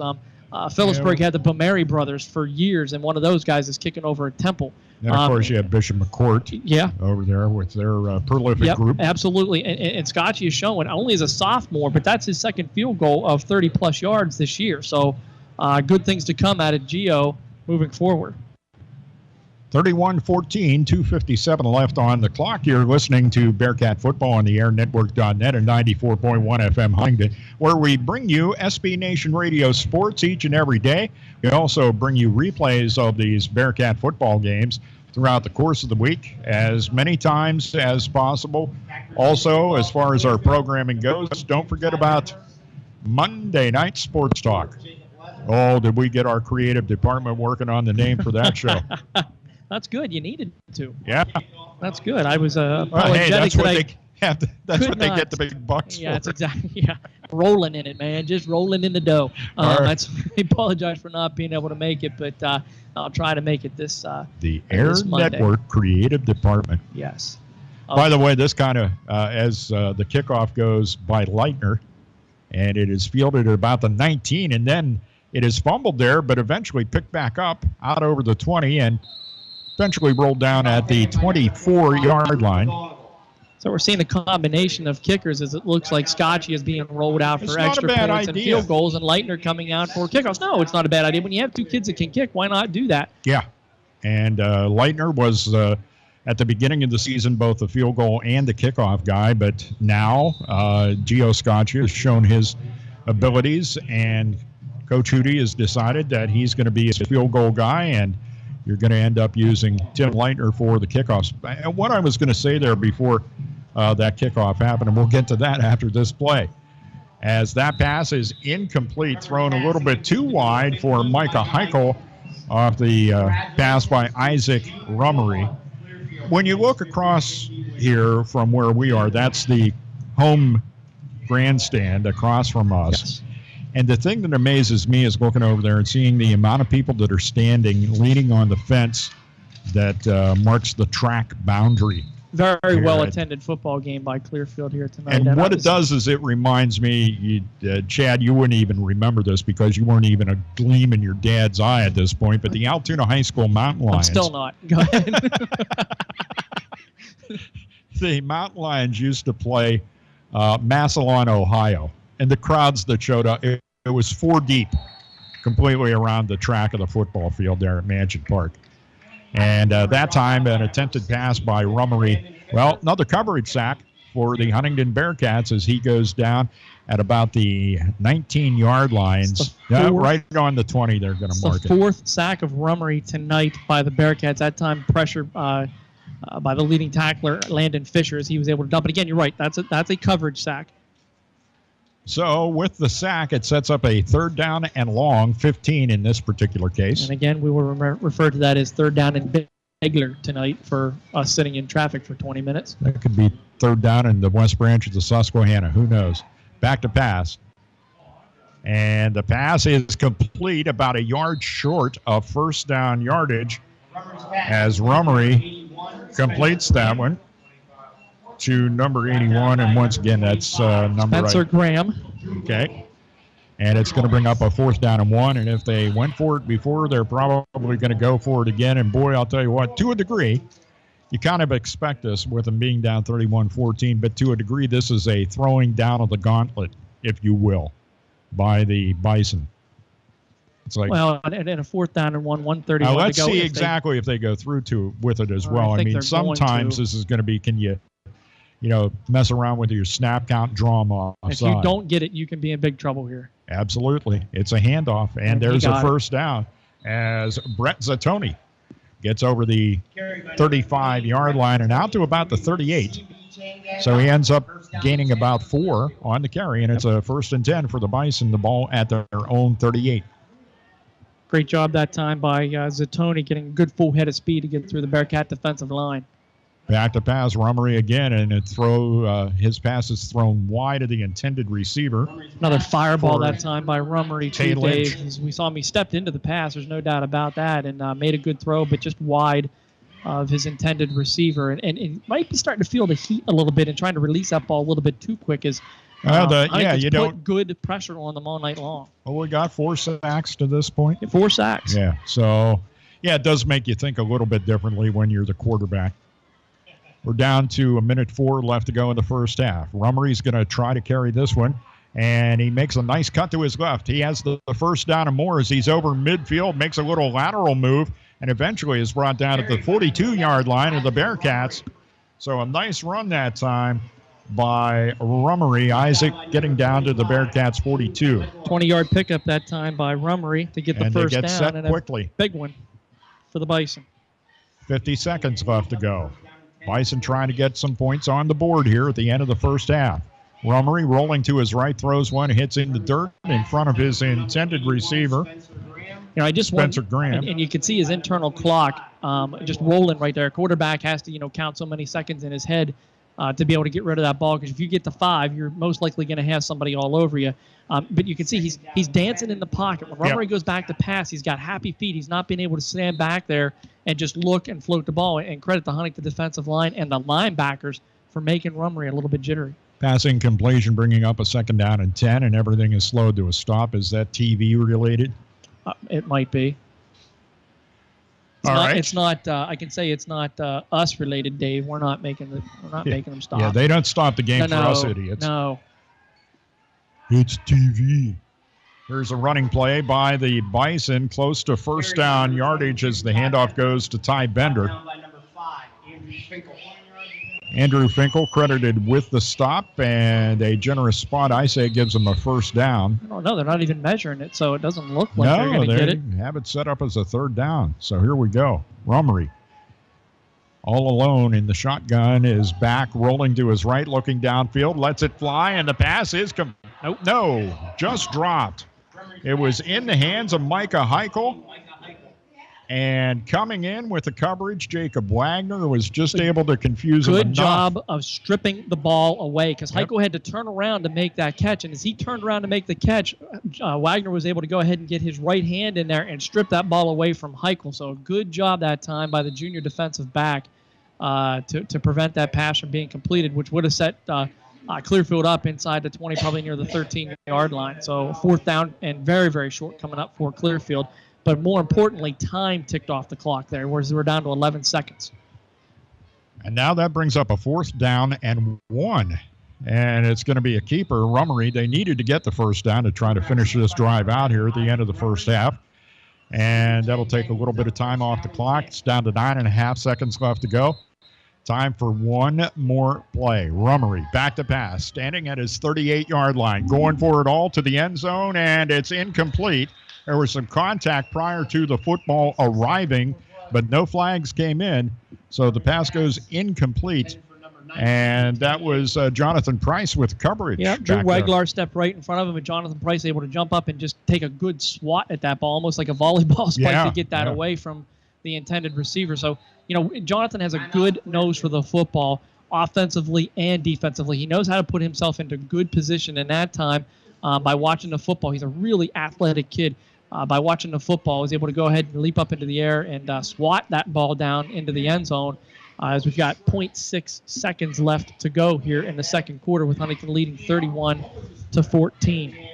Getting ready for our halftime show, and of course we have Greg Banks hanging back there at the studio ready with our halftime interview as we move on in tonight's action here from Clearfield. Do want to remind you to be tuned Monday evening, 7 o'clock, for Monday Night Sports Talk on the airnetwork.net. I was happy I was actually able to stir the memories of one Greg Banks talking about the old Massillon days at Mansion Park in Altoona and the amount of people that would show up, and dandy crowd here tonight to see the Clearfield Bison, to this point, as Chad said, trailing by a score 31-14. So one more shot to go here for the Bison at the end of the half, and this one's got to get into the end zone. I don't think they can afford to throw anything short here and hope that they can run it in.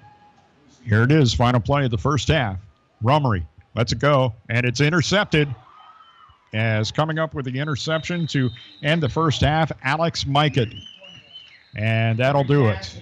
So the Huntingdon Bearcats came out and scored early and often and only stopped 2 times offensively. One that they did get points out of is they did get a field goal from the leg of Gio Scaccia. The other one they had to punt away. But overall, what a first half for these Bearcats, leading 31-14. Just what the doctor ordered, so to speak. That's just a daddy long legs. Yeah, if you're Coach Hootie, you are very, very happy about that. Here's my pen kind of exploded as it went off the table there, but not a good thing for a staff it happens. guy. That's why you got backup pens. You always keep backup pens. But no, a great first half there for the Bearcats. Coach Hootie will go in with a big smile on his face at the half. All right, 31-14 at the half. We're going to be back, and Greg Banks will be conducting our halftime interview. We're going to talk about what is coming up this weekend. We've talked about it throughout the course of the first half as a big celebration for Ted Arend coming up on Sunday. Greg has that interview, and we have more coming up for you at halftime. Once again, the score at the end of the first half, Bearcats 31, Clearfield 14. More coming up after this on the airnetwork.net and 94.1 FM.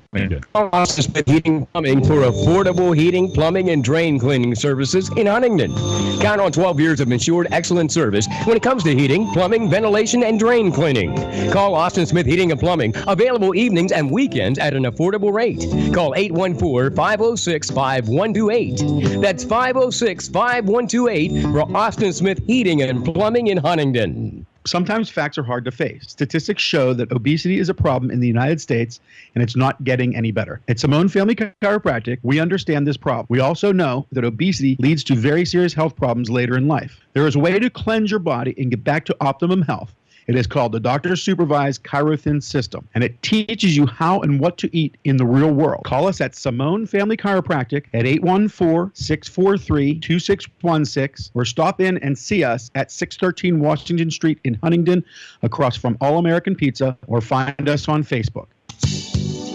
Get set for another season of service and socializing at the Huntingdon Moose Family Center at 223, the heart of the community. Kick off the college and pro football seasons with large screen TVs at the Moose. And don't forget, coming Saturday, September 23rd, you can enjoy the steak and seafood dinner from 5 until 7 p.m. for only $20. Tickets are limited, so get yours now. The Huntingdon Moose Family Center 223, serving the community for over 100 years.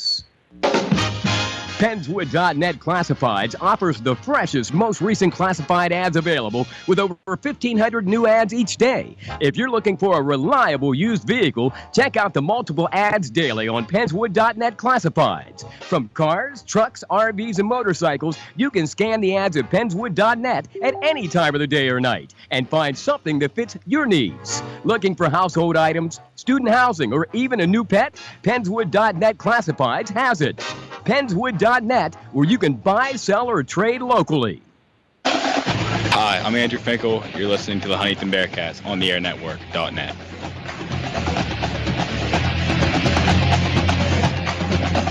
Hi, it's Greg Banks in the studio. Halftime of the Huntingdon Clearfield football game. We'll get back to Dave Shannon and Chad States in Clearfield.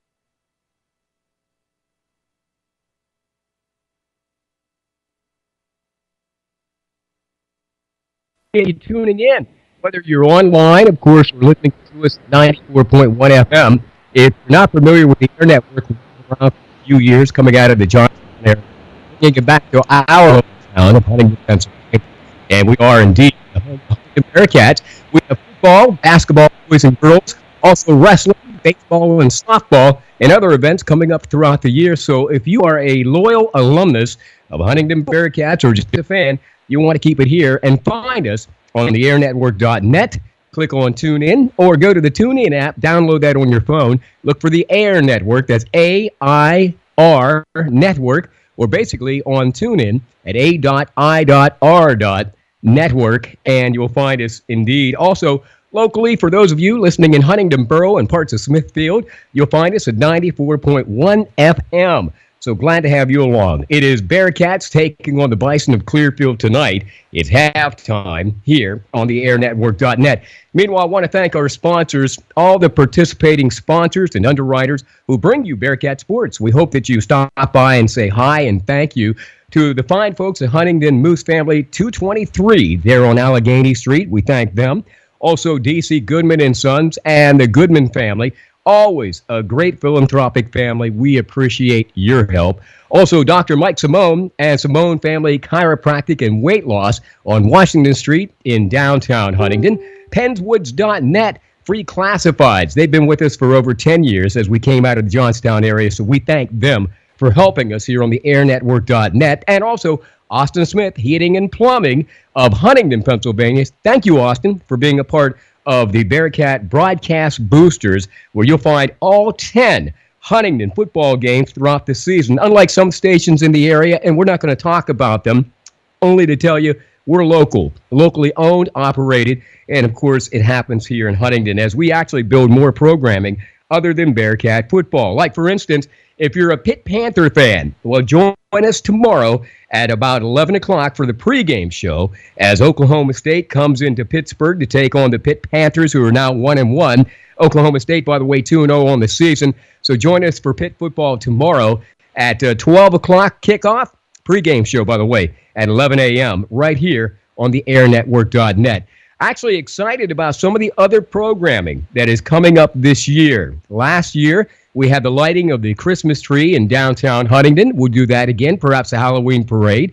In addition to the Christmas parade, we were at Mayfest, and also we celebrated the 250th anniversary of the founding of Huntingdon with a live broadcast last summer. So whether it be graduation or a special event, you'll hear it here on the airnetwork.net and Community FM 94.1 in Huntingdon. Also excited because on Sundays, for those of you looking to basically be spiritually fed, you'll want to join us for some church services from around the area.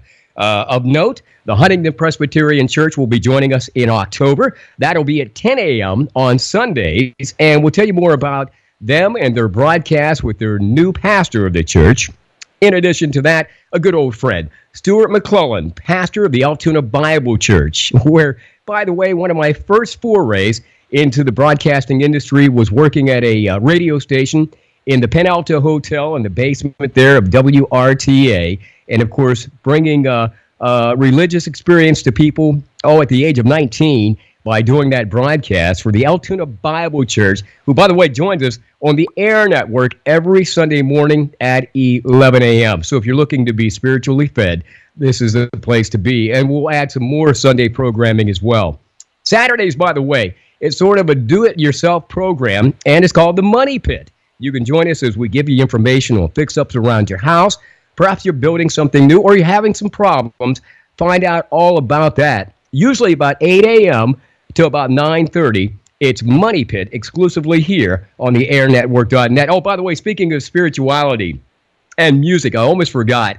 On Saturday and Sunday mornings, we have a special time, 2 hours that we kind of carve out of our schedule when we don't have Bearcat Sports or Pitt Sports or any of the other programs. It's called Homecoming Radio with Bill Gaither and his family. If you've ever seen these guys in concert, what a spiritual experience. But they bring the music to you live every Saturday morning from 6 to 8. Also Sunday morning, 6 to 8. Great way to start your day with Homecoming Radio on weekends, Saturday and Sundays here on the airnetwork.net, the home of the Huntingdon Bearcats. We're at halftime of the Clearfield Bearcats game tonight. Dave Shannon and Chad States, they're live from Clearfield, and we thank you for listening. We'll rebroadcast the game again, tonight and throughout the week.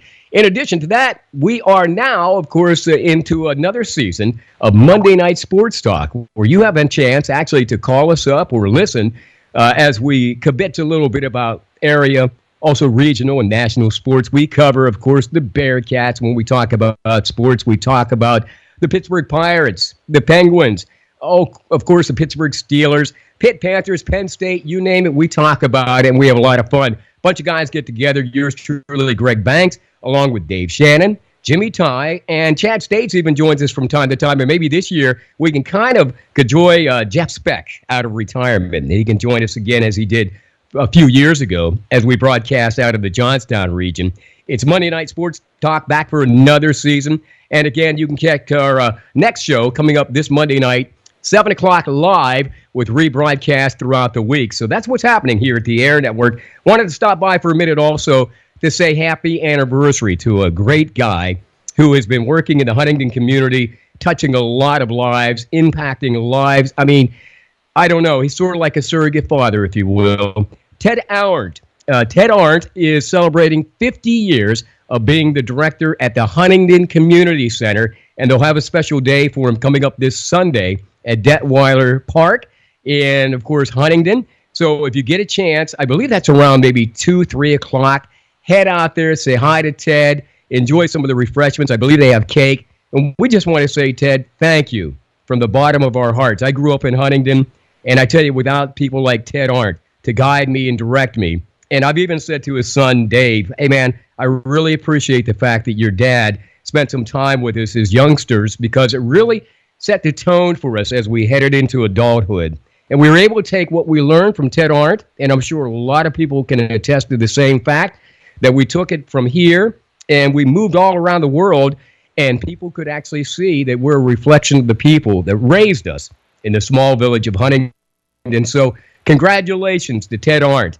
50 years as the director of the Huntingdon Community Center. I can't say enough about the guy, and I actually thanked him many times since I've been home because, yes, indeed, he had an impact on my life, and I'll never forget it. So, hey, the guy is still with us. Let's go say hi to him, and congratulations and thank you. Coming up Sunday at Detweiler Park, Ted Arndt, a special day, a celebration put together by the Board of Directors of the Huntingdon Community Center. Hey, he's still going at it, man. It's been 50 years. And I guess the guy's going to outlast me. I can tell you that. It's Greg Banks in the studio. Let me tell you about the airnetwork.net and some of the other things that we've got going on. We developed this with the Geeks and Geezers about 10 years ago, doing semi-pro football out of Johnstown. We did hockey. We did high school sports. The audio portion, by the way. Of course, most of us, like Dave Shannon and Jimmy Ty, both joined me as we worked for Atlantic Broadband as producers, directors, and announcers doing the Game of the Week on television. Well, we hope to stream some live video soon on the airnetwork.net, so maybe you can not only listen and enjoy these football games and the sports for the Bearcats, but also watch some video.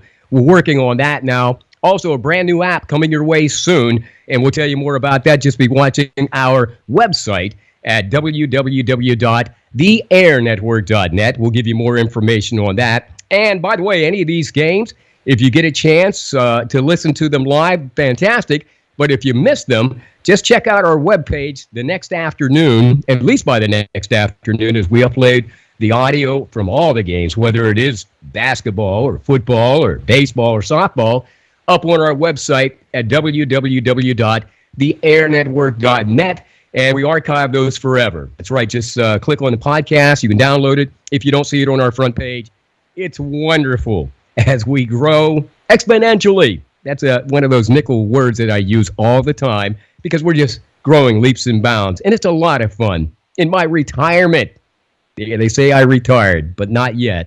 It's all a lot of fun. But also Comcast Channel 190, that is also operated by my company, Banks Media Group. And I just wanted to say that because we're going to have loads of stuff happening on the air network, but perhaps, let's say you have an organization or a group and you want us to come out and videotape it and run it back on cable. Well, we can tell you how to do that. Call our office anytime at 814-667-7195. That's 814-667-7195. And we'll tell you how we can hook you up, whether it's on the airnetwork.net, on Comcast Channel 190 in Huntingdon and Mifflin counties.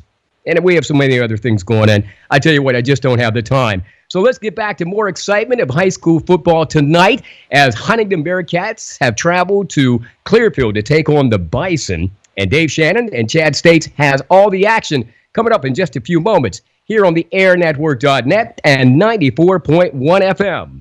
Go Cats!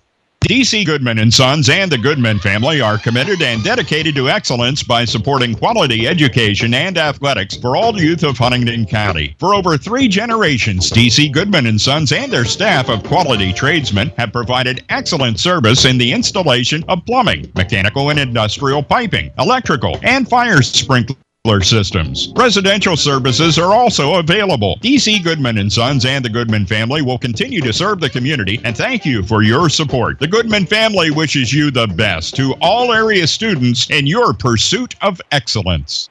Penswood.net Classifieds offers the freshest, most recent classified ads available with over 1,500 new ads each day. If you're looking for a reliable used vehicle, check out the multiple ads daily on Penswood.net Classifieds. From cars, trucks, RVs, and motorcycles, you can scan the ads at Penswood.net at any time of the day or night and find something that fits your needs. Looking for household items, student housing, or even a new pet? Penswood.net Classifieds has it. Penswood.net, where you can buy, sell, or trade locally. It's a brand new year, so start it off right by shedding those pounds and living a healthy lifestyle. Call Dr. Michael Simone at Simone Family Chiropractic and Weight Loss at 613 Washington Street, downtown Huntingdon, for a proven safe way to shed those extra pounds. Dr. Simone utilizes the doctor-supervised Chiro Thin weight loss program that helps you lose significant weight without exercise, expensive prepackaged foods, or diet shakes. It's real food with real results. Try the Chiro Thin plan on your way to a healthier you by calling Dr. Simone for a free consultation. Call 643-2616 for a happier you. Sometimes facts are hard to face. Statistics show that obesity is a problem in the United States, and it's not getting any better. At Simone Family Chiropractic, we understand this problem. We also know that obesity leads to very serious health problems later in life. There is a way to cleanse your body and get back to optimum health. It is called the doctor-supervised ChiroThin system, and it teaches you how and what to eat in the real world. Call us at Simone Family Chiropractic at 814-643-2616, or stop in and see us at 613 Washington Street in Huntingdon, across from All American Pizza, or find us on Facebook. Hi, I'm Drew Weglars, and you're listening to the Huntingdon Bearcats on airnetwork.net.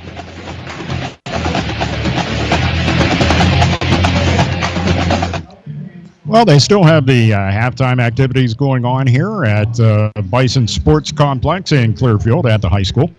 And so we're going to continue with our halftime activities. And we understand we had some technical difficulties at the beginning of the broadcast, and some of you may not have had a chance to hear Coach Hootie. So we're going to let you hear what the coach had to say about tonight's game that you may have missed at the beginning. Here's Coach Hootie on tonight's contest against the Bison. Here, the head coach of the Huntingdon Bearcats, Mike Hootie, as we get ready to take on the Clearfield Bison at their place. Always a daunting task, but we tend to look back to last week's game when we get started with our pregame show. And a big win for the program, a big win for these guys, 26-14 defeating Tyrone. Yes, sir. Obviously, it was a stressful week for us. I mean, because there were so many distractions from a coaching standpoint, but we'll take the win, you know. Yeah, no doubt about it. And one of the things I think the team showed was a good defensive handle on the game, as they were able to keep the pressure on Tyrone throughout the course of the night. Correct. Defense played really well. Yeah, we did get a turnover there. And that's one of the things this team has been doing well, is generating turnovers. We talked about that before the first game, but it's something that this squad's been able to live up to. Yes, sir. Yes, sir. Of course, we talk about it all the time. It's on a checklist, you know, create turnovers. Yeah, and that's obviously the key to success and has been a part of that so far. Last week, the offense didn't generate the amount of points that it had been doing. That doesn't necessarily mean that the offense didn't do a good job. It does mean, I think, that Tyrone was a very good defensive club, and maybe not given, not by you, but some other people, not given the amount of credit they deserve. Well, that was a concern. I mean, I know they're a good team. They've lost to 3 tough teams. You know, Bellwood and us are unbeaten right now, and Central lost to Hollidaysburg. So they've had a very tough schedule, and I expect them to, you know, win a lot of games. I mean, it's the thing is the psychology of it all. You know, I mean, everyone had, it was tough for us because everyone was saying, hey, this is a team that can end the streak. You know, well, first of all, I told them it's game 3 to us. You know, you had nothing to do with previous years, and that assumes you already won the game, and it was tough to deal with that, you know, like, I don't feel that we were as focused last week. One of the things I do know that it is important to do is to get out of the gate well, and you've done that now to get the 3-0. Clearfield, though, they got to have a little bit of a chip on their shoulder after their loss to Central last week at Central. I'm sure you've looked over the game video of this Clearfield team and what they can do. What did you see? Oh, hey, they're a great team. You know, I mean, in this Mountain League, anything can happen. And we're taking it as game 4, and it's a very tough team on their schedule. You know, I mean, they've won the conference the last couple of years. You know, and you're having to play here. Yeah, exactly, in this environment. And I'm like, hey, this is going to be another battle royale. You know, I mean, there's nothing. I mean, you have to be on top of it right now. You know. One of the things that is obviously a big part of your offense is the running game and what Ian Borders has been able to do. But there has to be additional parts of your offense that work in order for him to be successful. Exactly. It's the Bill Walsh code of everything's an extension of the job that another guy does. So if we can get other things going, that opens it up for him. If we can get him going, that opens it up for other people. Team effort. No doubt. And so far, the team has really been a team. There may have been instances where certain series may have looked a different way, but I think overall it's a team. Correct. Any injuries to talk about before this game? No. All right, that's good to hear. Everybody's healthy. And Special teams, I think, will pay a little bit of quick attention to that. That's been an important part of all these games. You've had quite a number of points scored via special teams on kick returns. And although we had some scored against us the same way, but nonetheless, that's a big part of this game too, I think. Absolutely. We practice it every day. We practice some aspect of special teams every day. And it's just 1/3 of the game. And when you got somebody like Price that has the athletic ability, that's a good guy to have if they'll kick it to him. We have a couple of people like that. All right, very good. Coach, going to be a tough one tonight, but hopefully we're 4-0 when the night's done. Good luck. Thank you very much. All right, Coach Hootie, and we'll be back with the start of tonight's game here on the airnetwork.net and 94.1 FM Huntingdon. I'm Owen Kaufman. You're listening to Huntingdon Bearcats on the airnetwork.net.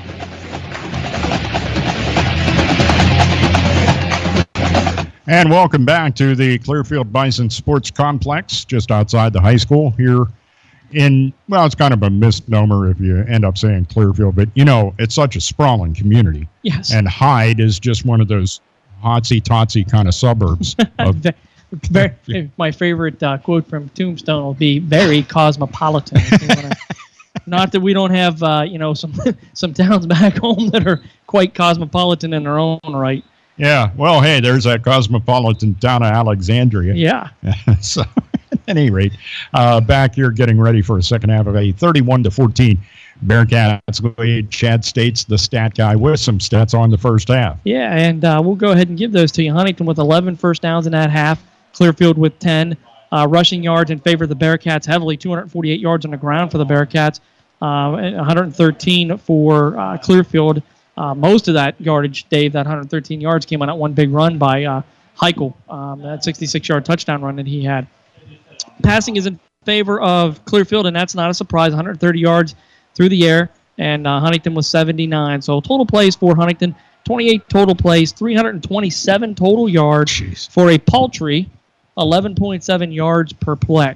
So just amazing. It is. It was just a great half. Conversely, on the other side, you're going to look at Clearfield, and you'll wonder why it's a 31-14 ball game. Clearfield has run 40 plays on the evening for 243 yards and are averaging 6 yards per play. So you can see that big, under normal circumstances, is pretty might be good. Yeah. But when you're getting those big play opportunities out of Huntington, it's a little bit of a different story. Huntington penalized 5 times in that half for 40 yards. Clearfield for 2 for 10. So you're still seeing that bugaboo there for the Bearcats. It's going to have to fix itself as the season goes on. Individually for the Bearcats, Border 11 carries, 155 yards and 3 touchdowns. With those 3 touchdowns, that gives him 45 rushing touchdowns for his career, and he becomes the all-time leader in that. He also is now 150 yards short of breaking the all-time rushing record, and that's well within reach, as we saw out of the first half here this evening. Andrew Hootie having 33 yards on 4 carries in the first half. Jonathan Price, 1 carry for that big 57-yarder. That was the jet sweep that we saw in the second series of downs for the Bearcats. And then Draven Zook, who ended up getting injured in that first half, 1 carry for 3 yards. For the Bison, Ty Bender, 6 carries for 21 yards. Brett Zatoni, 3 carries for 12 yards. And then Isaac Rummery, the quarterback, 10 carries, 80 yards, and 1 touchdown, that coming on a 66-yard touchdown run in the first quarter. Passing, Hootie, 7 of 11, 79 yards, and that 1 touchdown. Price, 5 catches for 47 yards. He has a touchdown on the evening. And then Jacob Wagner, 2 catches for 33 yards.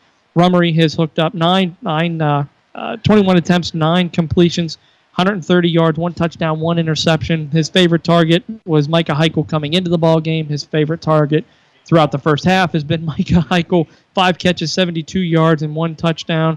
Graham, 2 catches for 35 yards, and Lezer, 1 catch for 23 yards. But the story of this ball game, Dave, is the difference in the rushing yards.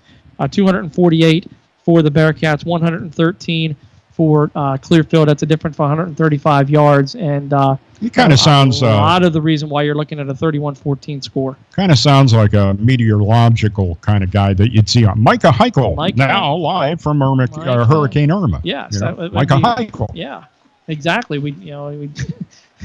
You hope they're live from Hurricane Irma and not the other way around. Well, that's true. And those hurricanes were pretty nasty rolling through as Clearfield is set to receive the opening kickoff, or the second half kickoff here. Still time for you to donate to help the folks out in both Florida and Texas via the Red Cross and texting And the kick is away off the foot of Leitner. That is taken at about the 18, out over the 20, the 25, and another good special team stop for the Huntingdon Bearcats and Alex Mikett as he drives them out of bounds at the 32-yard line. Yeah. Nope, right on the 30. It's like it's going to be right on the 30. And special teams goes both ways, not only getting good returns, but also stopping the other team from having good returns. They've been much better at that this week. Huntington has been much better at that this week, absolutely. Yep. By the way, we're going to throw this out, and we'll find out if you were actually listening to the earlier part of the broadcast. We have a trivia question we're going to lay on you in just a minute. It is Clearfield with the football, and it's a handoff, and the running play goes to Ty Bender. Bender gets out over the 35 and is brought down at about the 36, maybe the 37. We'll see. Yep, 37. So he gets a gain of about 7. Yep, gain of 7. That'll be a 2nd down and 3 for the Clearfield Bison. Here's our trivia question. This former Bearcat standout is one of 2 running backs to rush for over 300 yards in a game, and he also holds the record for most carries in a game, 36 in 2005. Who is that Bearcat? Here's another running play. Speaking of that, to Ty Bender, not quite as much success. As a matter of fact, a loss of 1 on that carry as they mark him down at the 36 that time. Yeah, sets up a 3rd down and 4. Snuffed out that time by who else? Isaiah Reed and Landon Fisher with the tackle for loss that time. So great play by the Bearcats have done a great line. job Absolutely. at that as far as taking a number of runs for loss. So on a 3rd down and 4, let's see what the Bison dial up here. Huntington's 6th tackle for loss on the evening. Isaac Rummery, alone in the backfield in the shotgun, now has to roll to his right, looks downfield, kind of throwing it away. He looked there and he saw that there was Tay Lynch, number 19, down the sideline, but he was covered closely by Jonathan Price, and not wishing to have an interception to his credit, Isaac Rummery just went ahead and threw that out of bounds. And I think they're going to punt this ball Well, away. I would at this point in the second half. I think you have to. I mean, I know you're down, you're down big, but I think you've got to punt this ball away, and that's exactly what they're going to do here, Dave. Into punt the football for the Bison is Jacob Sorbera.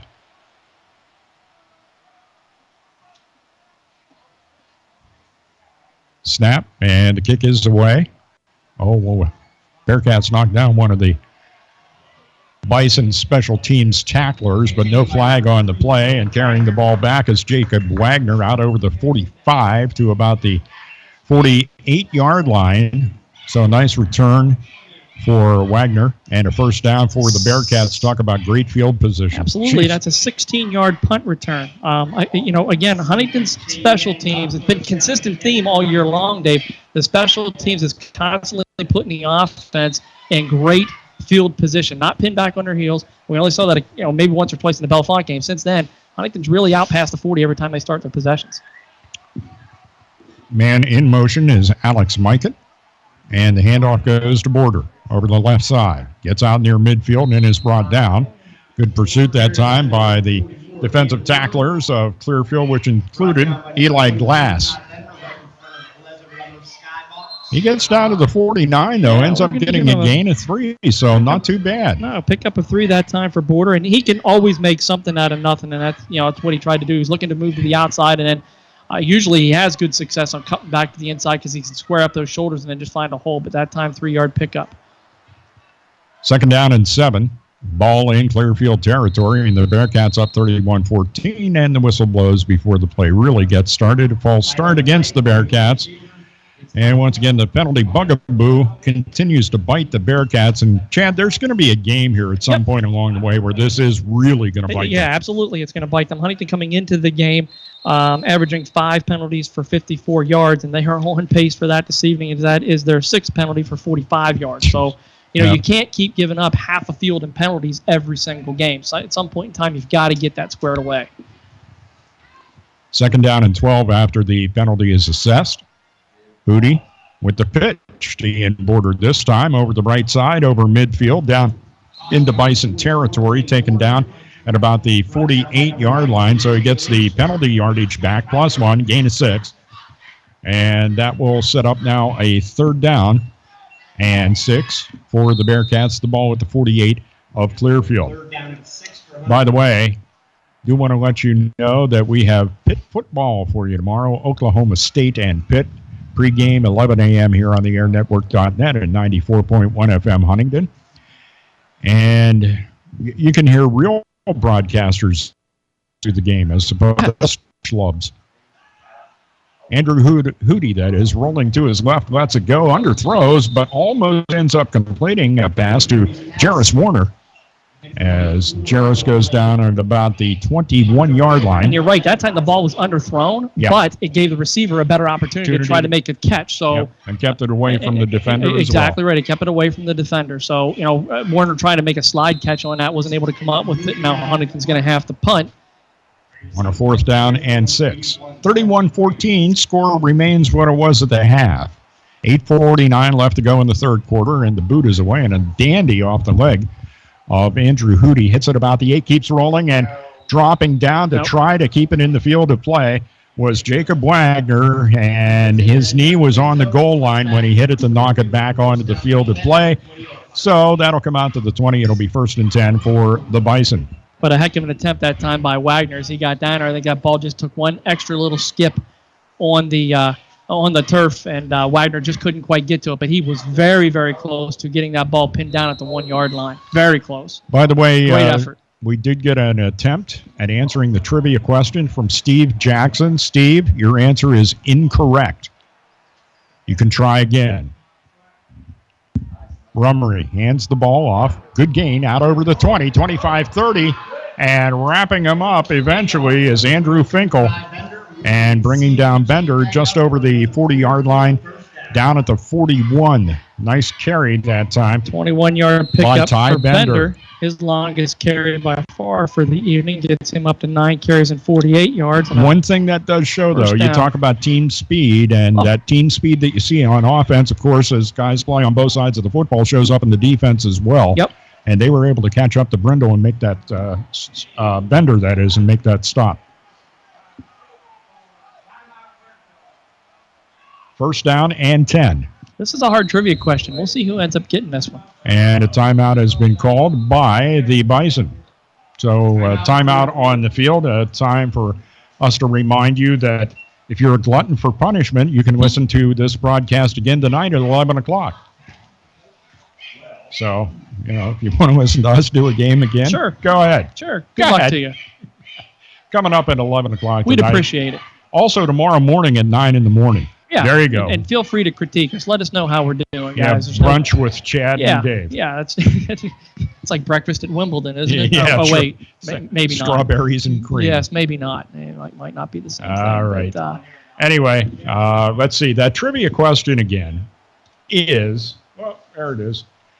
The question is, this former Bearcat standout is one of 2 running backs to rush for over 300 yards in a game, and also holds the record for most carries in a game with 36 during the 2005 season. There's a big hint for It's a huge hint.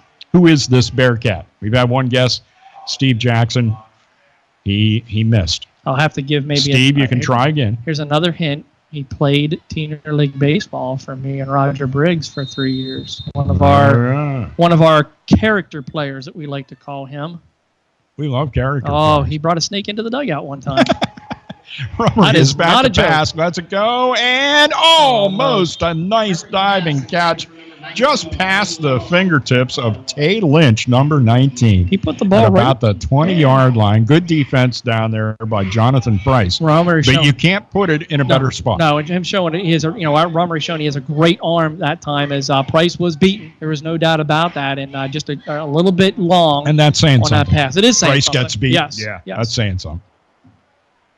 Passing completion brings up 2nd and 10. Ball at the 41 of the Bison. And the handoff this time, it's Bender. Bender gets over the 45 and is brought down at the 49-yard line. So that'll be a gain of 8 to set up a 2nd down. And, actually, they mark him back at the 48, so it'll be gain of 7. And 3rd down and 3. Nice stop that time by free safety. Andrew Finkel coming up and dropping low to the ground to take the legs out of Bender that time, prevent the 1st down.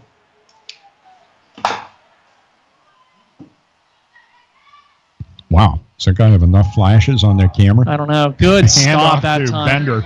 And good pursuit by Alex Mikett. Deep penetration that time from the defensive end, as Bender didn't really stand a chance. And, Mikett, being as big as what he is, was able to get those long arms out and drop him for about a 3-yard loss there.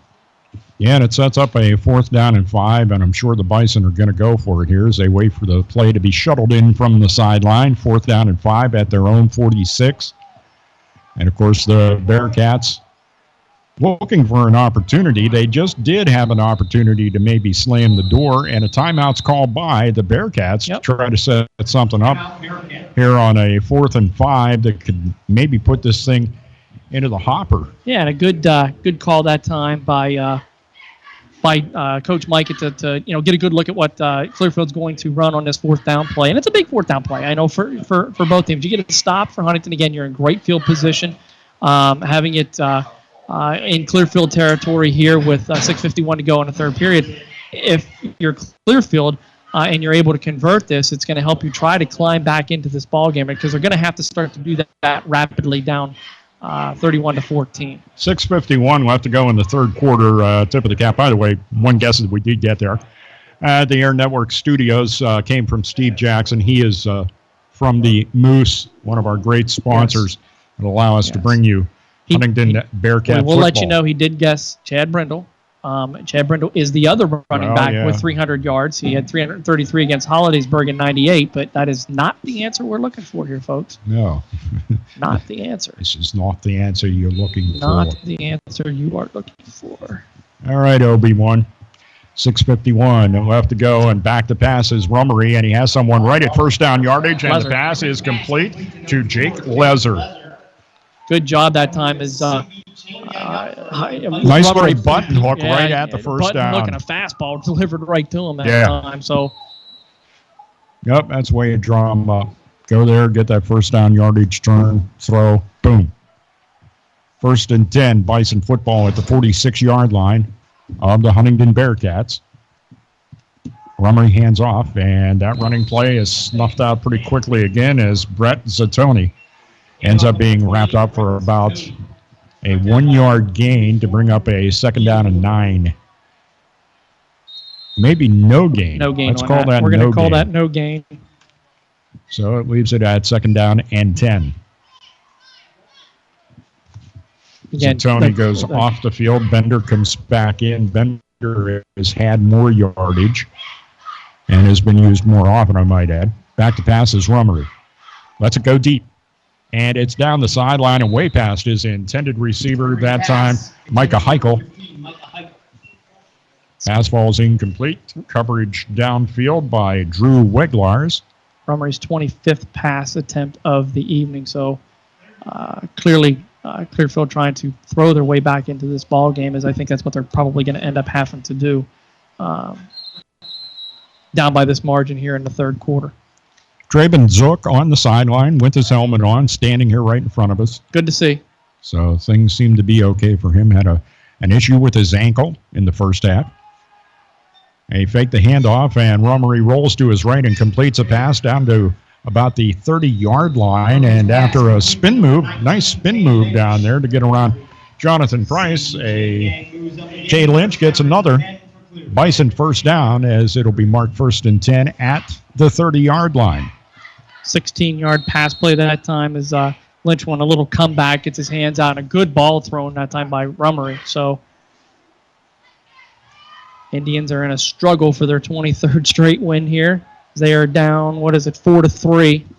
They were down last night, 2-1 down to their last strike in the 9th. Yep. And that running play, as that's handed off to Bender. Bender gets maybe a yard and a half. Nope, just a yard. Yep, just one. As he goes from the 30 to the 29 of the Bearcats. 2nd down and 9. Clock rolling, 5:13 left to go in the 3rd quarter. Bearcats up 31-14. That's the important thing you're saying. This is a good drive by Clearfield, but it's a very time-consuming drive. And that's something they can ill afford in this ball game, because they've got to get stops on Huntingdon from here on out. Rummery rolling to his left this time, throws. Nice completion on a nice post pattern as he completes it to Micah Heichel. Who else? By the way, I don't know if you noticed on the way here, but Gio has a barbecue place. Yes, he does. And it's a very tasty barbecue place, too. I've eaten at that. I have, too. We might have to stop there on the way home. As a matter of fact, I think that's the best food offering on the entire trip back. There's no doubt about it. It's that or Martin's in Alexandria, so you take your pick. Yeah, Gio's. 4:53 left to go in the third quarter. Rolling to his right, big time. And now tucking and running is Rummery. He gets down to about the 5-yard line. Yep. Good job that time by the Huntington secondary as they shut off all the pass routes for Rummery, but he's able to tuck and run and get it down to the 5-yard line. So a pickup of 7 that time for the junior quarterback. Sets up a second down and 3. Some red zone activity here by the Clearfield Bison. Rummery with 259 total yards of offense, 87 on the ground and 172 in the air. So doing what he does. Yeah. Just as we expected tonight. Just has not been able to convert a lot of it to points. Rummery rolls to his left, looks toward the corner of the end zone, throws it, and I think it's out of bounds. It is. Yep. Just about the progression of that play just continued to carry it out to the left. And you know, as Rummery's trying to make that throw on the run, which is a difficult pass to make if you're anybody. I don't care if you're in NFL or whatever, and the momentum carried that ball just out of the end zone. So it's going to set up a third down. Rolled left, through left, ball kept traveling. Yep. So we have a third down and 3, ball at the 5-yard line. As the Bearcats scored 31 in the first half, they still have that. The Bison scored 14 in the first half, and that's what they still have with 4:06 left to go in the third quarter. Micah Heichel is in motion, and it's Rummery rolling to his left. Does he have room to get in? Gets by one tackler and is rolled up, and he may have first down yardage. Depending on where they spot the football, it's pretty close. I think he's going to have it here. It was fourth down and 3 from the 5, and it looks like he was able to pick up first down yardage. Let's see. Nope. So they mark him down. That is actually the 3. Must need to get to the 2. So I'm going to say fourth down and a yard at the 3. This will be the 5th fourth down that Clearfield has gone for tonight. Just in this drive or no? Yeah, no, just 4 in this drive. Yeah, but 5 overall for the evening. And the gain looks to be good for a first down. Zatoni does not get carry into the end zone. Zatoni bringing what was needed on that particular play as he gets shuttled back out of the They are going to stop this for a measurement, as this is going to be closer than what we think it is. And if this is a 5'10 sophomore. If this is a stop by the Bearcat defense, it is a big one. Even though they'll be backed up near their own end zone, they would have had Clearfield taking off a lot of time here. Bender, a 5'10 junior. They stretch it. It's not enough. Is short. The Bearcats turn it over on downs deep in their own territory, and they'll take over at the 3-yard line, 1st and 10. And what a huge stop for the Bearcat defense. I mean, from a time-wise, it was a great drive by Clearfield. They took a lot of time off the clock, and to come up empty-handed in that situation that's a big win for the Bearcats here. There's probably going to be some questioning as to whether that was the right guy to be handing the ball off to. Bender with a majority of the carries. And, of course, Rummery has carried the ball himself and done a good job, but that's not who got the football. Who gets the football here is the guy you expect to, Ian Border. Border gets out over the 10-yard line, and after about half of the Clearfield football team comes over, they do get him down. It's a first down and a big first down at that. It's going to give the Bearcat offense some breathing room here. Big time. But that's exactly the guy you want to get into his hands. That's a 10-yard pickup for Ian and gives him 174 yards on the evening on 14 carries. Under 2 minutes, or under 3 minutes, that is, left to go here in the third quarter. 31-14. Bearcats with the lead and the football. Moving from right to left here in the third quarter. Hootie with a handoff, and it goes to Border, and they try to strip the ball, and I don't think you're going to do that from that young man. No, he had 2 arms cradling that thing right into his stomach. He does that pretty much all the time. He does. He absolutely does. But he's a strong guy, and you're just not, there may be some teams and some running backs where you're able to get that strip, but not him. 5-yard pickup on that play. And it's, the clock keeps ticking. And, Huntingdon, if they can run this third quarter out with the ball in their possession, they are in great shape to look at a 4-0 record here. Man in motion is Price. Back to pass is Hootie. Lets it go, and it's almost intercepted. Pass intended flat for Andrew Miller, it looked like. Yep. And not a bad play call. It's just that Hootie loaded that ball just a little bit long, or Miller did not run that route as complete as what Hootie thought he was going to. Either or, it was a great pass defense by Clearfield, and it'll set up a third down, and an all-important third down right now with 2:03 left to go on the clock here in the third quarter. Well, the answer to the trivia question coming up after we take our commercial break at the end of the third quarter. Nobody has guessed that yet so far, so I will. There's a handoff, and it's Border. He has the first down and more out over the 25, eventually brought down near the 30-yard line. They may give him the 30, and another Huntingdon Bearcats first down, marked right at the 30. Another 12-yard pickup.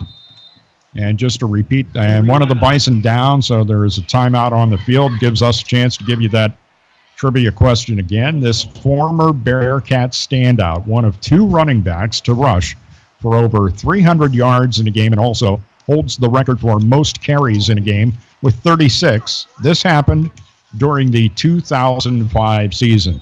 And who is this Bearcat? Drum roll, please. The Bearcat is none other than, and we mentioned him. Okay, we're not going to answer. End of the third we'll wait. quarter. All right, we'll wait. I'm jumping the gun here. Here all right. We may give away the Clearfield guys in the box are guessing Jerome Bettis. That's incorrect. I wish that was correct, but we didn't recruit him for the 2005 football season. Although we could have used him against Shamokin that year, we did not get him. Minute 51 left to go in the third quarter. Price in motion, and it's going to be Hootie on the carry. Hootie is out over the 30 and brought down around the 35-yard line, and this is the kind of thing that is just really, after the Bearcats had that big explosion in the first half and really the first quarter, they have just been able to chew up the football field and take a lot of time off the clock. They started this drive at the 3. Right now, they are at the 35-yard line, and they're about ready to run out the clock here in the third quarter, or have the chance to run out the clock in the third quarter.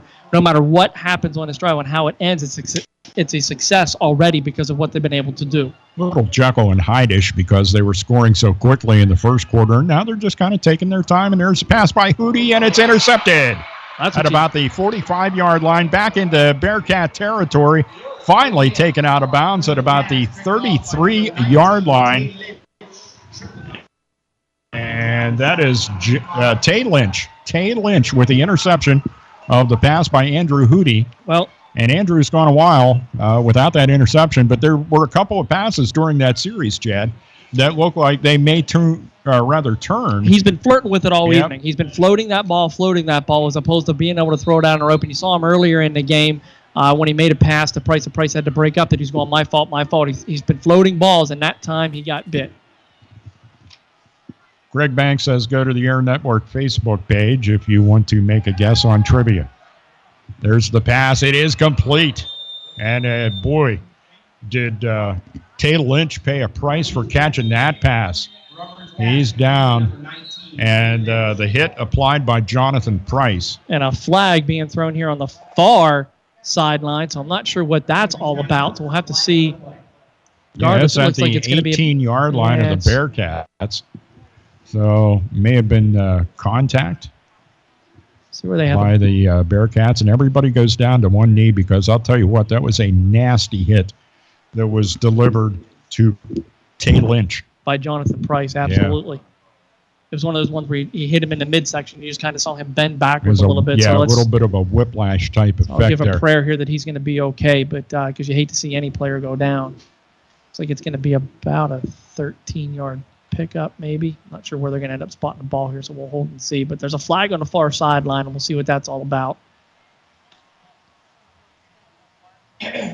Coach Janoko's coming out here, and it looks like he's giving the ref a little bit of a piece of his mind this season. He's still doing it. Well, yeah, and I think his problem is, my guy's down like this. Why didn't you assess some sort of a penalty? Well, it's football. It was a clean hit. Yeah, it's so football. From what I could see, it was a clean hit. No, there was absolutely. He hit him in the midsection. It wasn't like he clipped his legs out from underneath him.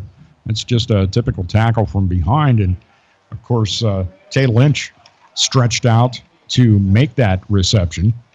And just a good tackle by Jonathan Price is all I can say. Final score, it's Bishop Guilfoyle 35, Cambria Heights nothing. They continue to roll over there. In recruiting land. Yeah, in recruiting land. I have my own thoughts about parochial schools and how they should play in the PIAA, but fans on their feet applauding. Do not think a parochial school should be a single A team ever. Tay Lynch is up on his feet, is walking with some assistance off the field, but it's good to see him up and walking. Now we will probably find out what the flag is about, perhaps.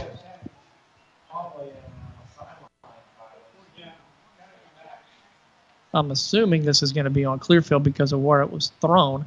And the we'll have to wait and see. Bison are walking backward as they come out on the field, negating a great effort by Lynch. Yep, an unsportsmanlike conduct penalty against. Well, and I'll tell you what, if Janoko was perturbed before, he's got to be really perturbed now. Might be why he was chewing the ear. That could be. Yep.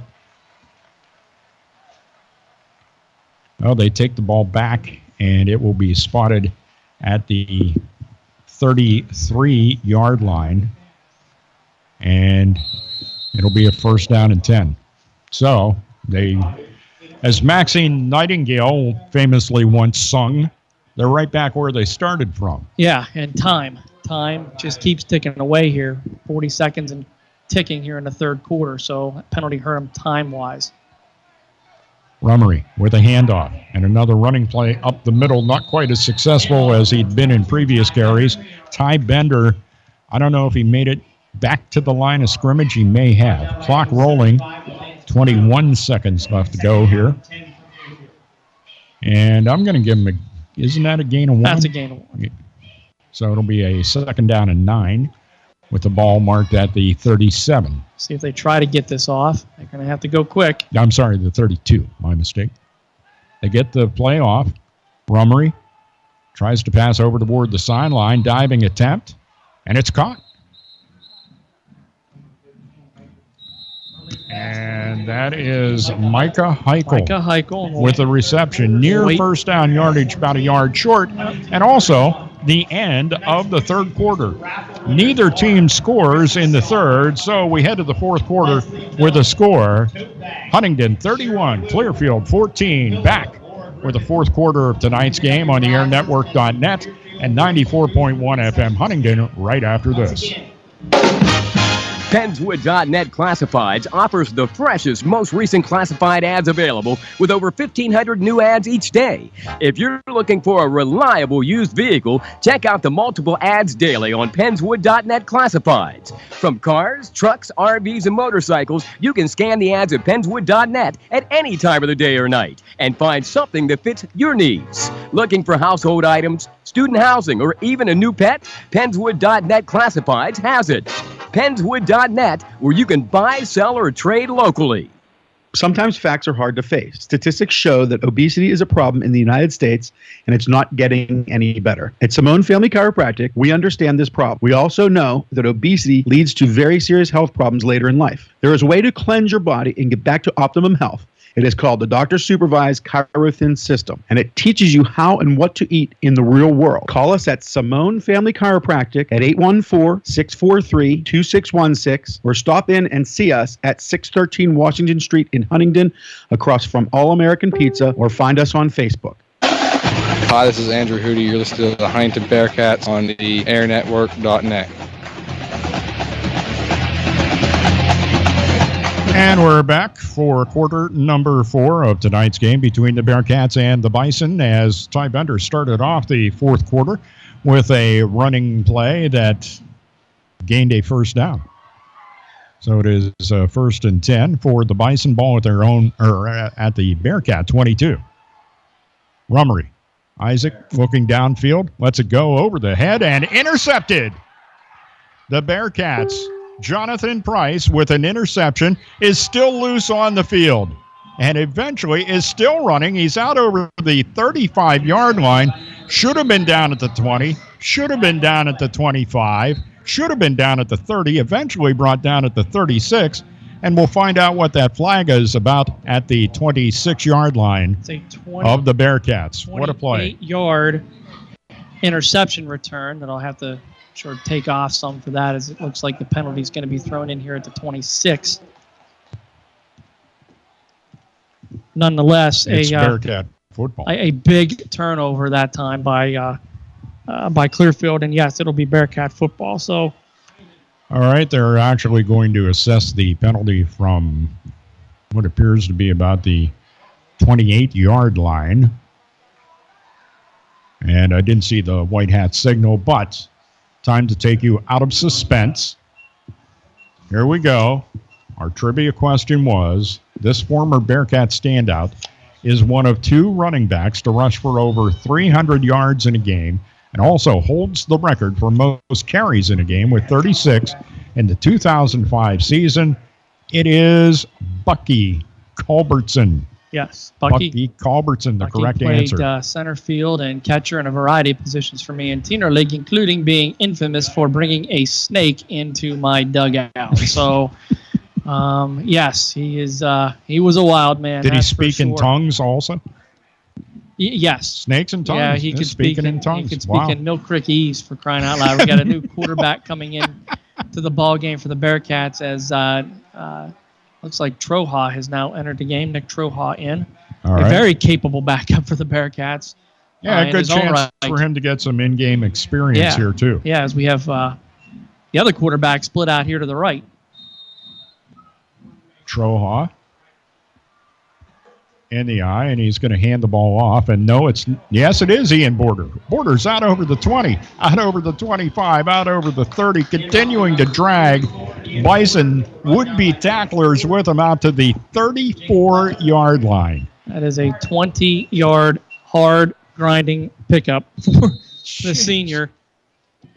And Border now on the night has 211 yards on the night. We had joked and talked about it earlier in the game on the trip here. Chad and I were talking about there was a record that could have been broken tonight by Border, and he needed 300 yards in order to do that. I said, yeah, that's not happening. Needed 305 to become the all-time rushing leader, and we said, no, not going to happen in one game. Well, he's trying to prove us wrong as he carries again and gains 4 more. See if they do put it down there. Nope, they're going to take it back a yard, so it'll be a gain of 3. But he continues to add to an impressive night's total.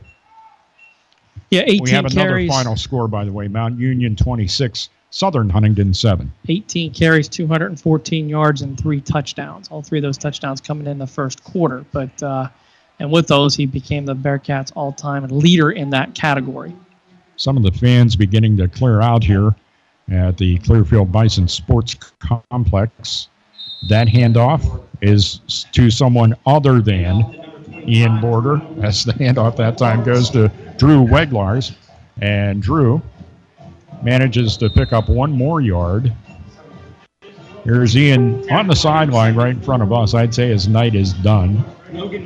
Yeah, and there's no sense. There's no sense in keeping him in. There's you're out to a 17-point lead with 9 starters. Absolutely, at 200 and some yards. 17-point lead here with 9:30 to go in the fourth quarter. Yeah, you're sitting pretty comfortable at this spot. So,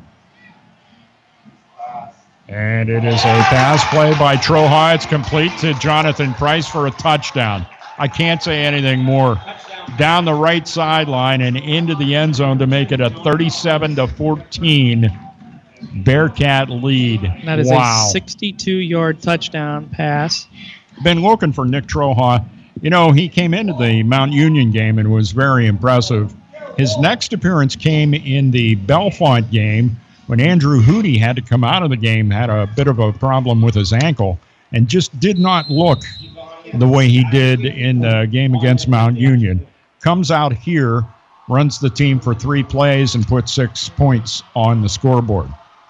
And all but puts this game in the books, too. Gio Scotch's point after attempt is good, and it makes a score. Bearcats 38 and Clearfield 14. Didn't see this coming. Really didn't. I didn't see that first quarter coming. No, and it set the tone for the rest of the ball game. And and Clearfield's really never been able to dig out of that hole that they got into very, very early. It looked at first like it was going to be a little bit of that. When it was 14-7, I thought, well, this is going to be a game like that Bellefonte game. No, didn't.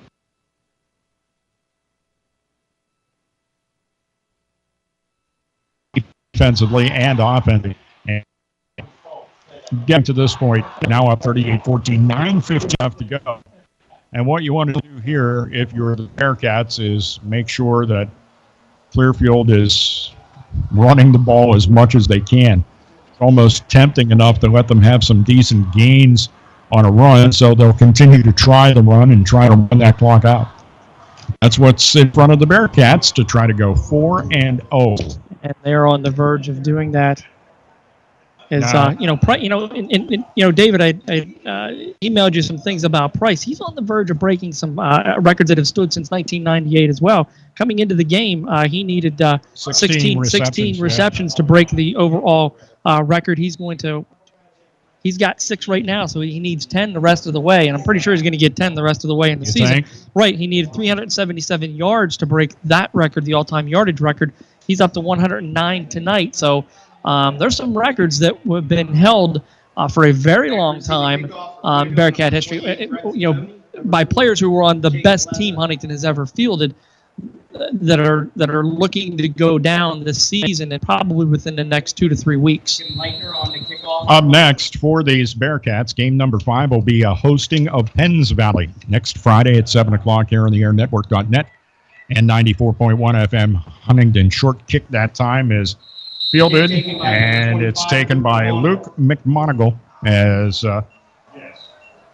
McGonigal ends up getting up over the 30 to about the 35-yard line. That's where the Bison will start from here in their next possession. Been a frustrating stretch here. Do you have the last time they scored when they got their 14th point?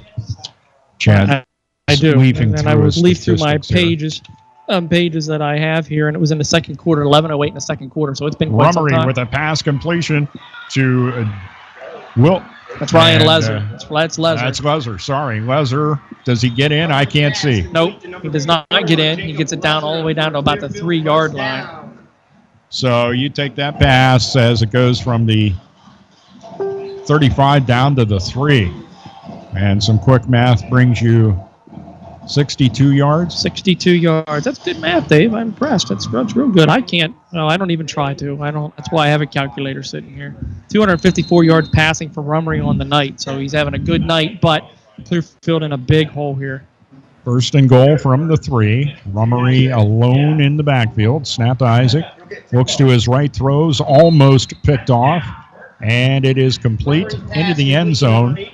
Spencer Graham. Spencer Graham makes the catch to make it a 38-20 game.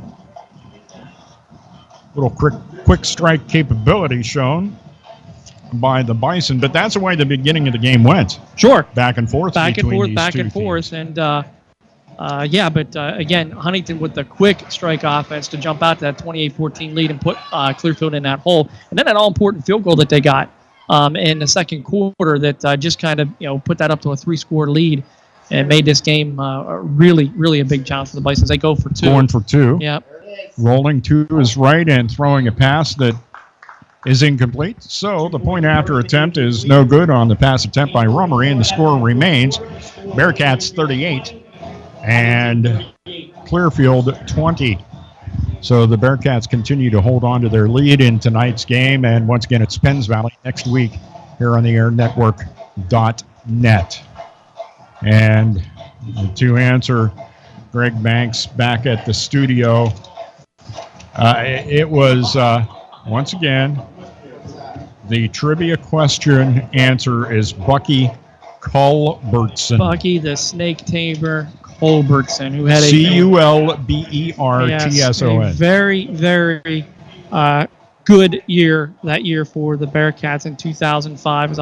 I'll dig up what he see if I can dig up what he did that year, because it was definitely in the record books, as he gained 1,547 yards, which is good enough for third place all-time single season for the Bearcats. So Bucky putting together a heck of a senior year that year, scoring 15 touchdowns and having that big 300-yard game. So just one of those special running backs with great vision, good cutback ability. I mean, he was electric. Whenever he could hit the hole, he hit it with such force and speed that he was really hard to bring down. He wasn't the brute that Boulder is out here. You know, he wasn't going to carry tacklers, 5, 6 at a time down the field, but he could hit the hole hard and fast. And Bucky, just one of those special athletes that played at War Vets Field and is forever in Bearcat lore. And Moose baseball lore, by the way, too. We'll never forget the snake in the dugout, ever. By the way, once again, a thanks to our Bearcat broadcast boosters, Huntingdon Moose Family Center 223, Pennswoods.net, Simone Family Chiropractic, DC Goodman and Sons and the Goodman family, and Austin Smith Heating and Plumbing. There's an end-over-end kick that hits at the 24, bounces up, and is taken by Owen Lane. Lane at the 28 gets out over the 35 and the 40-yard line, eventually taken out of bounds at about the 42, so that's where this Bearcats drive will start. And again, another great kickoff return by the Bearcats. It's another 22-yard return by Lane. That's his third one of the evening, and he's averaging about 24 yards per return. So, I mean, wow. They're getting it done in all phases of the game right now. Special teams, they're winning that battle. Defensively, they're keeping these teams in check, and offensively, they're just rolling up the yardage out here. 38-20 the score, 8:38 left to go in tonight's game. Bearcats now moving from, is that a Wildcat? It is a Wildcat. To Ian Border. Yep, absolutely. And Border gets maybe a couple there as he gets out to the 43-yard line. I'm going to call it a game of one. I was about ready to run his totals, too, and good thing I didn't do that. Second down and 9. The ball at the 43-yard line. Looks like they're going to stay in that same Wildcat as quarterback Andrew Hootie split out to the left. Ryder Kosick out here to the right. And awaiting the snap. Goes right to Border. Border hands the ball off. And Drew that one Weglars. handed off to Weglars. And Drew gets over the 45. And is brought down at about the 46-yard line. So that'll be a gain of 3. And that'll set up a 3rd down and 6 now for the Bearcats with the ball at their own 46. Shuttling a play into the game is Andrew Miller. Let's see what they call. As we've been talking Wildcats so far, it's Andrew Hootie back in there. He's going back out to receive. I would call number 44 to carry this ball and just keep the clock running. And it is Ian Border. No, it is. Yes, it is. Yeah, it was. Okay. Border, I'll tell you what, he can fake that handoff pretty well, as I was following Weglars into the line, and ended up being Border keeping the ball and getting another Bearcat first down over midfield and down at the 48-yard line of the Clearfield Bison. 1st and 10 with the ball right there. And the clock at 7:12. I have no idea why it's not rolling at this point. Resetting the sticks. They had those reset about 3 hours ago. Roll. Volunteer assistance. Volunteer assistance. Roll, clock, roll. Down under 7 now. Ian Border, what the heck? Keep running the Wildcat. This time he does hand the ball off. And Weglars with the carry down over the 45-yard line and brought down at, let's call that the 44 of the Clearfield Bison. Another gain of 4 and a 2nd and 6. Does this sound familiar? Yes. Ryder Kosick shuttling in the play that time. I know we Miller talked coming about Central at the beginning of the ball game, rolling up 342 yards against this Clearfield defense. Huntington has rolled up 327 yards on their own. So It's going to be a clash. When Yes. you see clash, that game is going to be one of them.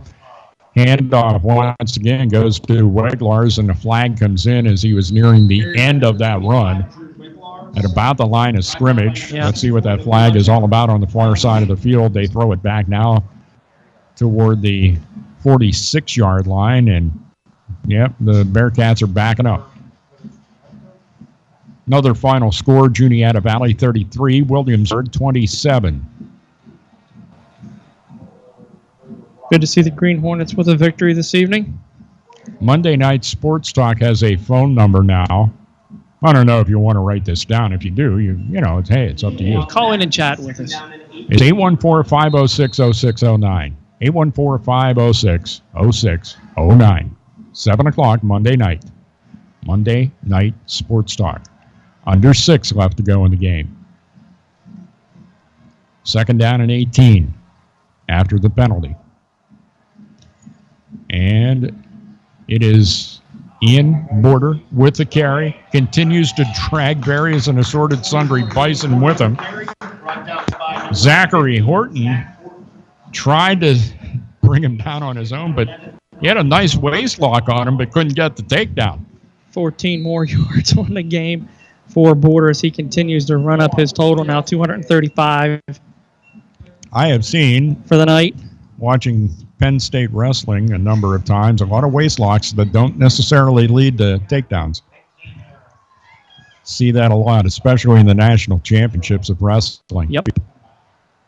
Border takes a snap, and he keeps it this time. Over the left side, he has a first down and a couple more as he gets down to about the 35-yard line. 7 more yards. Graham credited with the stop for Clearfield.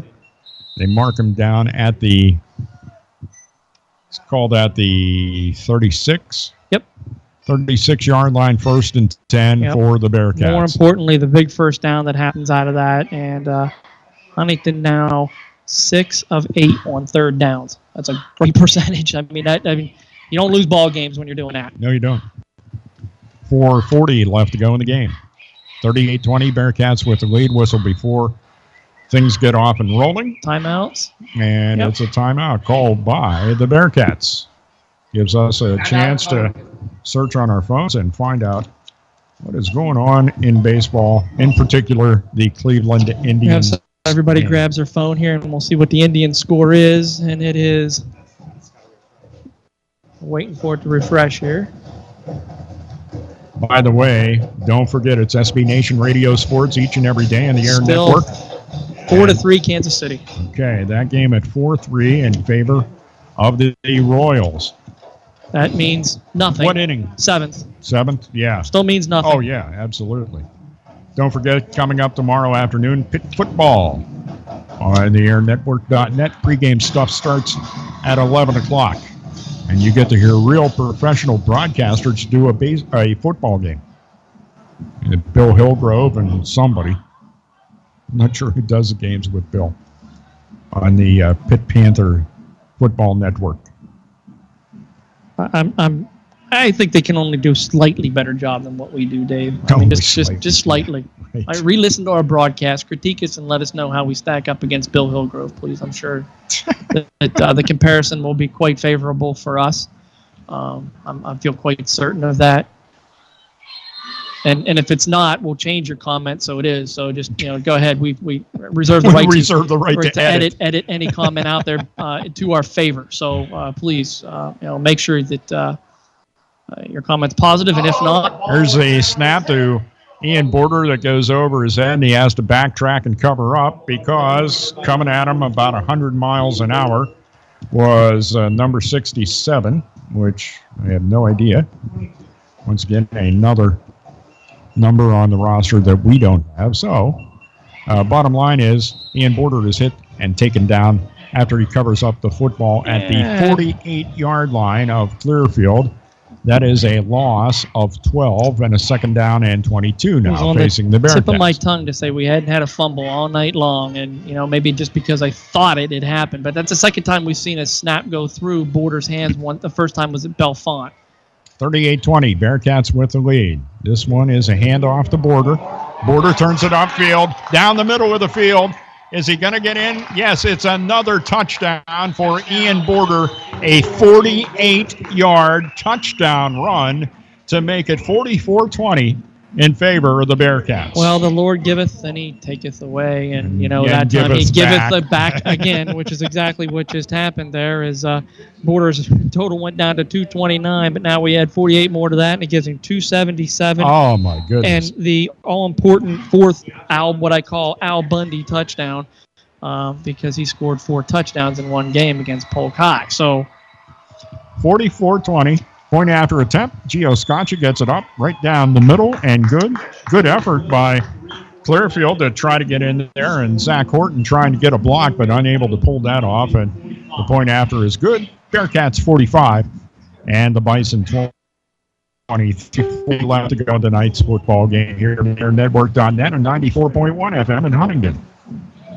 And more Bison fans drifting out of the opposite side of the field in the grandstand over there. So, Dave, what we thought was going to be a highly competitive game between two very good football teams has really been all Huntington from the very beginning. Is the very first touch that Ian Border had, he was 54 yards at the right sideline for the touchdown, which just set the tone for the whole entire game, and Huntington has not looked back since. Yeah, how much does that change if the Bearcats don't end up going up 21-7 at the time? That the first 3 times they touch the football, they score, and that creates a spiral.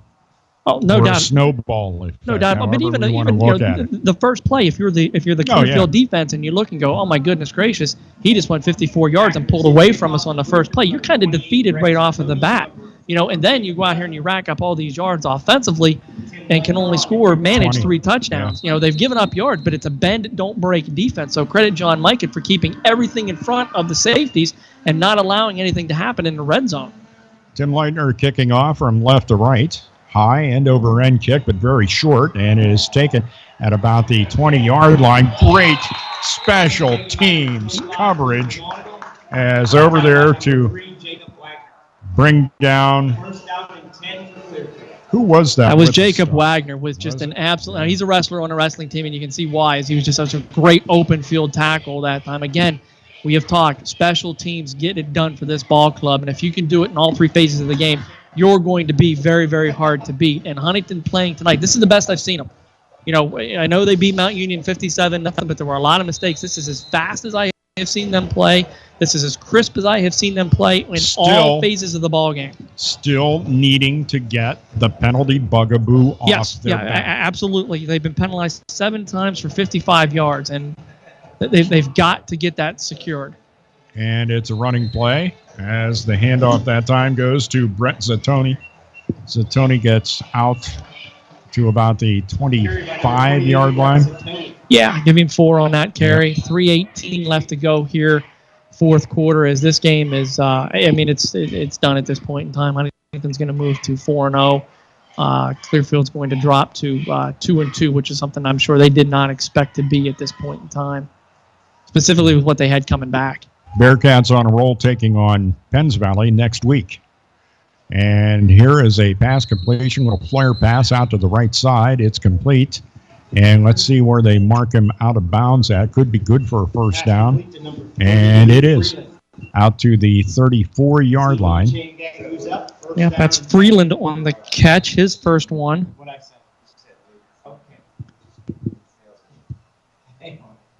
Caleb Freeland.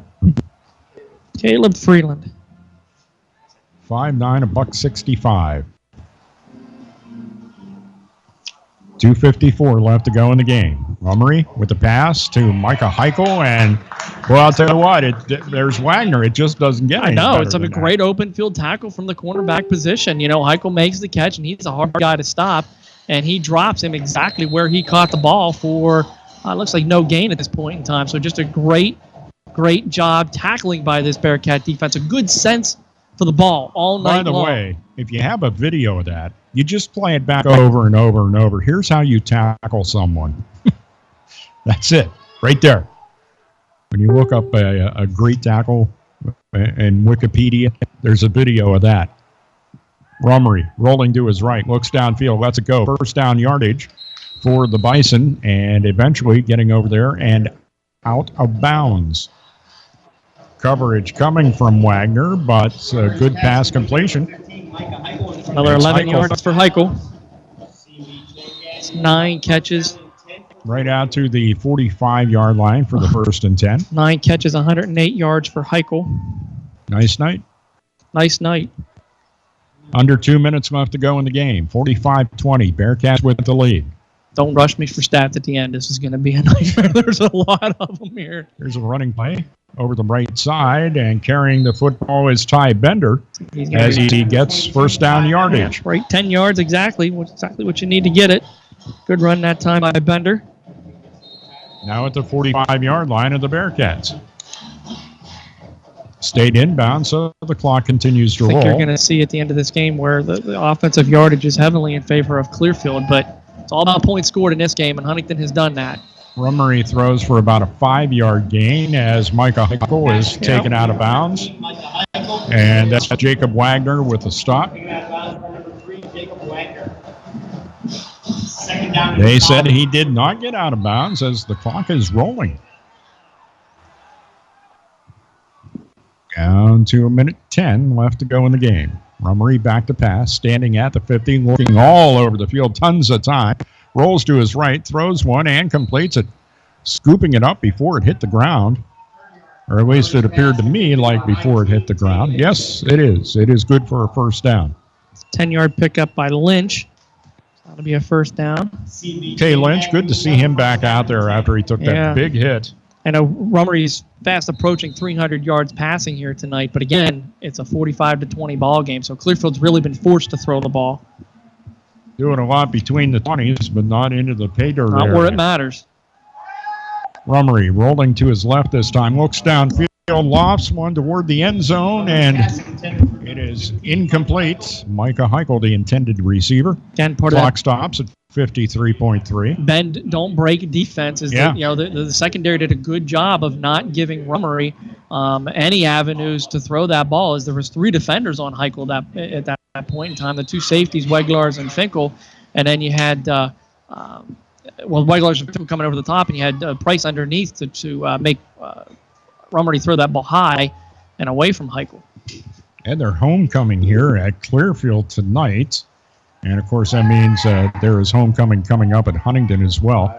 Pass by Rummery. It's out of my view. Complete to Lynch for a 10-yard pickup right at the 20 and another first down. Homecoming is a couple weeks away for the Bearcats when they host Juniata, which, from what I've been told, thank goodness we don't have to go there and experience that press box. Well, because we can't. There is no such There thing. is no such thing. That's called live feed from the Juniata people, because we can't do anything with that one. First down, ball to 20. Rummery back to pass, and Isaac's pass is complete. 25, Luke McGonigal for a Clearfield touchdown. Luke McGonigal catches the pass and takes it in for a Clearfield touchdown with 26.2 left to go in the game. So they're just trying to, at this point, what are you doing on offense? You're trying to just make sure you show continuity throughout the whole entire ball game. The game itself is over at this point. You're just trying to make sure that you don't quit. You keep doing what you're doing. You keep plugging away, so you're rolling into next week. Nice kick. After attempt is up, and it is good off the leg of Jacob Sorbera, and it makes the score Bearcats 45 and Clearfield 27. So this another thing that you may want to try to do here. You can work on onside kicks during your practices, but great to get a shot at it in game action. So I suspect that the Bison may go for an onside kick here after scoring that touchdown. Yeah, I can't see why they wouldn't. As Chad said, this is virtually, not totally, but virtually impossible right now because they have to come up with 18 points in 26 seconds. And still the biggest amount of points you can get is 6 with a touchdown. So, you got to score 3 touchdowns without extra points to tie in 26 seconds. highly unlikely. Highly unlikely. So here come the Clearfield Bison. Jacob Sorbera ready to tee that up and kick it away. Owen Lane and Jonathan Price. Well, it's going to be Price going deep. Owen Lane's going to come up around the 35-yard line this time. Usually you stack your hands guys here at the very front. I see Draven Zook and Alex Mike, who's a catcher on the baseball team. Nice to see Zook back in the game. Yeah, it's nice to see Zook back in the game. It did not look like a good injury, but they kick it away. Kicking away. And I cannot follow the football. Price got it at the 2. Price is going to pick us up at the 2, and he is going to get it all the way out to about the 11-yard line. Nope, I'm sorry, strike out about the 15-yard line. And he took a heck of a hit. He's going to be a little bit slower coming up here. So 13-yard kickoff return that time by Price. Draven Zook, to his credit, basically right in front of me, the best player view that I had during that. And he was not near the return, but he was moving on that left ankle just fine, thank you. So we'll see how he recovers over the course of the week and see if he's ready to go against Penns Valley next week. 7 o'clock kickoff here in the airnetwork.net and 94.1 FM in Huntingdon. And then the following week, September 29th, is the homecoming game against Juniata. And then there's just one more at home after that. That's PO, senior night, October 13th. Clock rolling, 10 seconds left to go. And that is going to put a capper on tonight's contest here on the airnetwork.net and 94.1 FM in Huntingdon. The final score of tonight's game is Bearcats 45, Clearfield 27. We'll be back. Chad's going to do some quick ciphering. Wow. And we'll see what we have for you when we come back. Once again, it's the Bearcats, a 45-27 win. Back with more from Clearfield right after this on the airnetwork.net and 94.1 FM in Huntingdon. Sometimes facts are hard to face. Statistics show that obesity is a problem in the United States, and it's not getting any better. At Simone Family Chiropractic, we understand this problem. We also know that obesity leads to very serious health problems later in life. There is a way to cleanse your body and get back to optimum health. It is called the Doctor-Supervised ChiroThin System, and it teaches you how and what to eat in the real world. Call us at Simone Family Chiropractic at 814-643-2616 or stop in and see us at 613 Washington Street in Huntingdon across from All American Pizza, or find us on Facebook. Pennswood.net Classifieds offers the freshest, most recent classified ads available with over 1,500 new ads each day. If you're looking for a reliable used vehicle, check out the multiple ads daily on Pennswood.net Classifieds. From cars, trucks, RVs, and motorcycles, you can scan the ads at Pennswood.net at any time of the day or night and find something that fits your needs. Looking for household items, student housing, or even a new pet? Pennswood.net Classifieds has it. Pennswood.net, where you can buy, sell, or trade locally. Call Austin Smith Heating and Plumbing for affordable heating, plumbing, and drain cleaning services in Huntingdon. Count on 12 years of insured excellent service when it comes to heating, plumbing, ventilation, and drain cleaning. Call Austin Smith Heating and Plumbing, available evenings and weekends at an affordable rate. Call 814-506-5128. That's 506-5128 for Austin Smith Heating and Plumbing in Huntingdon. Get set for another season of service and socializing at the Huntingdon Moose Family Center 223, the heart of the community. Kick off the college and pro football seasons with large screen TVs at the Moose. And don't forget, coming Saturday, September 23rd, you can enjoy the steak and seafood dinner from 5 until 7 p.m. for only $20. Tickets are limited, so get yours now. The Huntingdon Moose Family Center 223, serving the community for over 100 years. I'm Owen Kaufman. You're listening to Huntingdon Bearcats on the airnetwork.net.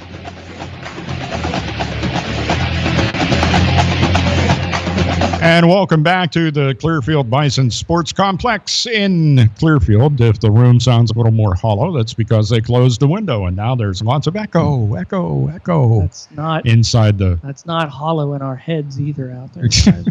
Although there are many that believe that. There are many that believe that, and that's okay, but. Yeah, it's kind of funny when a team, the home team loses in this particular fashion. how quickly the scoreboard lights are turned off at the end of the game. Yes. You get a win of that nature against the opposition, and that score stays up there for a while, but it's been quickly erased from the scoreboard. But the Bearcats able to put up 45, and it was 28 up there for the Clearfield Bison. Huntingdon Bearcats go to 4-0 on the season, and I see that number 524. Is that an offensive total? That is an offensive total. Huntingdon racked up 383 yards rushing. Jeez. So I mean, clearly Clearfield has problems with rushing defense. They gave up 342 yards a week ago, 383 yards this week. Huntingdon 141 yards passing for that total of 524 yards of total offense. Ian Border, the story of this ball game, 24 carries, 277 yards, and 4 touchdowns. When you look at the passing game, Andrew Hootie, 7 of 14 for 79 yards and 1 touchdown to Jonathan Price, who had himself quite a ball game. 6 catches, 2 touchdowns, 109 yards. And then Nick Troha, 1 for 1 with that 62-yard pass. So Huntingdon, 524 yards of total offense. I'll give you a quick total here on Clearfield. By the way, with the yardage tonight, Ian Border is just 28 yards away from becoming the all-time rushing leader. The all-time rushing leader in Huntingdon football. So that means next week at Penns Valley, he's going to get it done, folks. So if at home against at Penns home, Valley. it's going to be at home against Penns Valley. So if you're listening to this ball game tonight at home because you weren't able to make the trip to Clearfield, I highly encourage you to make the trip to Huntingdon to see history. That's exactly right. As Ian Border will become the all-time leading rusher, breaking a record that has been held by Chad Brindle since 1998 of 3,121 yards. Ian, just an absolutely, I mean, what more can you say? A superb offensive effort led, right off the bat, Dave, 54 yards down the right sideline, just set the tone for the whole entire evening as the Bearcat offense really was not slowed down at all by the Clearfield defense. But let's give, credit out to the Huntingdon defense too. They gave up a lot of yardage, 496 yards, 323 yards through the air for Rummery.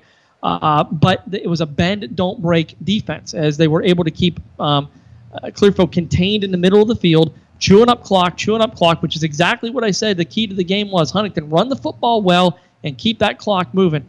Depending on the team that you're playing, that drives you crazy. Absolutely, it does. It drives you crazy, those bend, don't break defenses, because you're waiting for the day when the boom is going to be lowered. And all that yardage you give up between the 20s starts to turn into points for the opposition. And you just dread it. You know it may happen. And fortunately, tonight, it did not. It was an offensive performance by the Bison, but not enough to win the ball game as the Bearcats walk away with win number 4 and remaining undefeated in 2017. So, Bearcats with a 45-28 victory tonight. And moving on and heading back home for a couple. I guess you could call that a home stand. Yes. That they're going to be playing two at home. So join us next week. Penns Valley Rams coming to Huntingdon War Vets Field to take on these Bearcats here on the airnetwork.net and 94.1 FM in Huntingdon. So once again, that's going to do it for tonight's broadcast as Chad continues to cipher. Going to be a while. It's one of those ball games where there was a lot being done out here. Well, it'd help if you didn't bring the UNIVAC computer with you. Yeah, that would be right. I need the Acme version of this maybe to be able to get this done. But some more modern kind of stuff. Yep. Anyway, thanks a lot, Chad. Thanks to Greg back at the studio. We had to end up utilizing Greg much more than we normally do during our football broadcast. Sorry about the technical difficulties at the beginning of the football game, but I guess everything worked out okay in the end. So, once again, this game will be back on the air at about 11 o'clock tonight. You'll want to tune in for that. If you're a glutton for punishment, you can hear it all again right here in the airnetwork.net and 94.1 FM in Huntingdon. So, for Greg Banks, Chad States, and everyone else involved with Bearcat football, this is Dave Shannon from the Clearfield Bison Sports Complex in Hyde, Pennsylvania, saying good night, everybody. DC Goodman & Sons and the Goodman family are committed and dedicated to excellence by supporting quality education and athletics for all youth of Huntingdon County. For over 3 generations, DC Goodman & Sons and their staff of quality tradesmen have provided excellent service in the installation of plumbing, mechanical and industrial piping, electrical, and fire sprinkler systems. Residential services are also available. DC Goodman & Sons and the Goodman family will continue to serve the community, and thank you for your support. The Goodman family wishes you the best to all area students in your pursuit of excellence.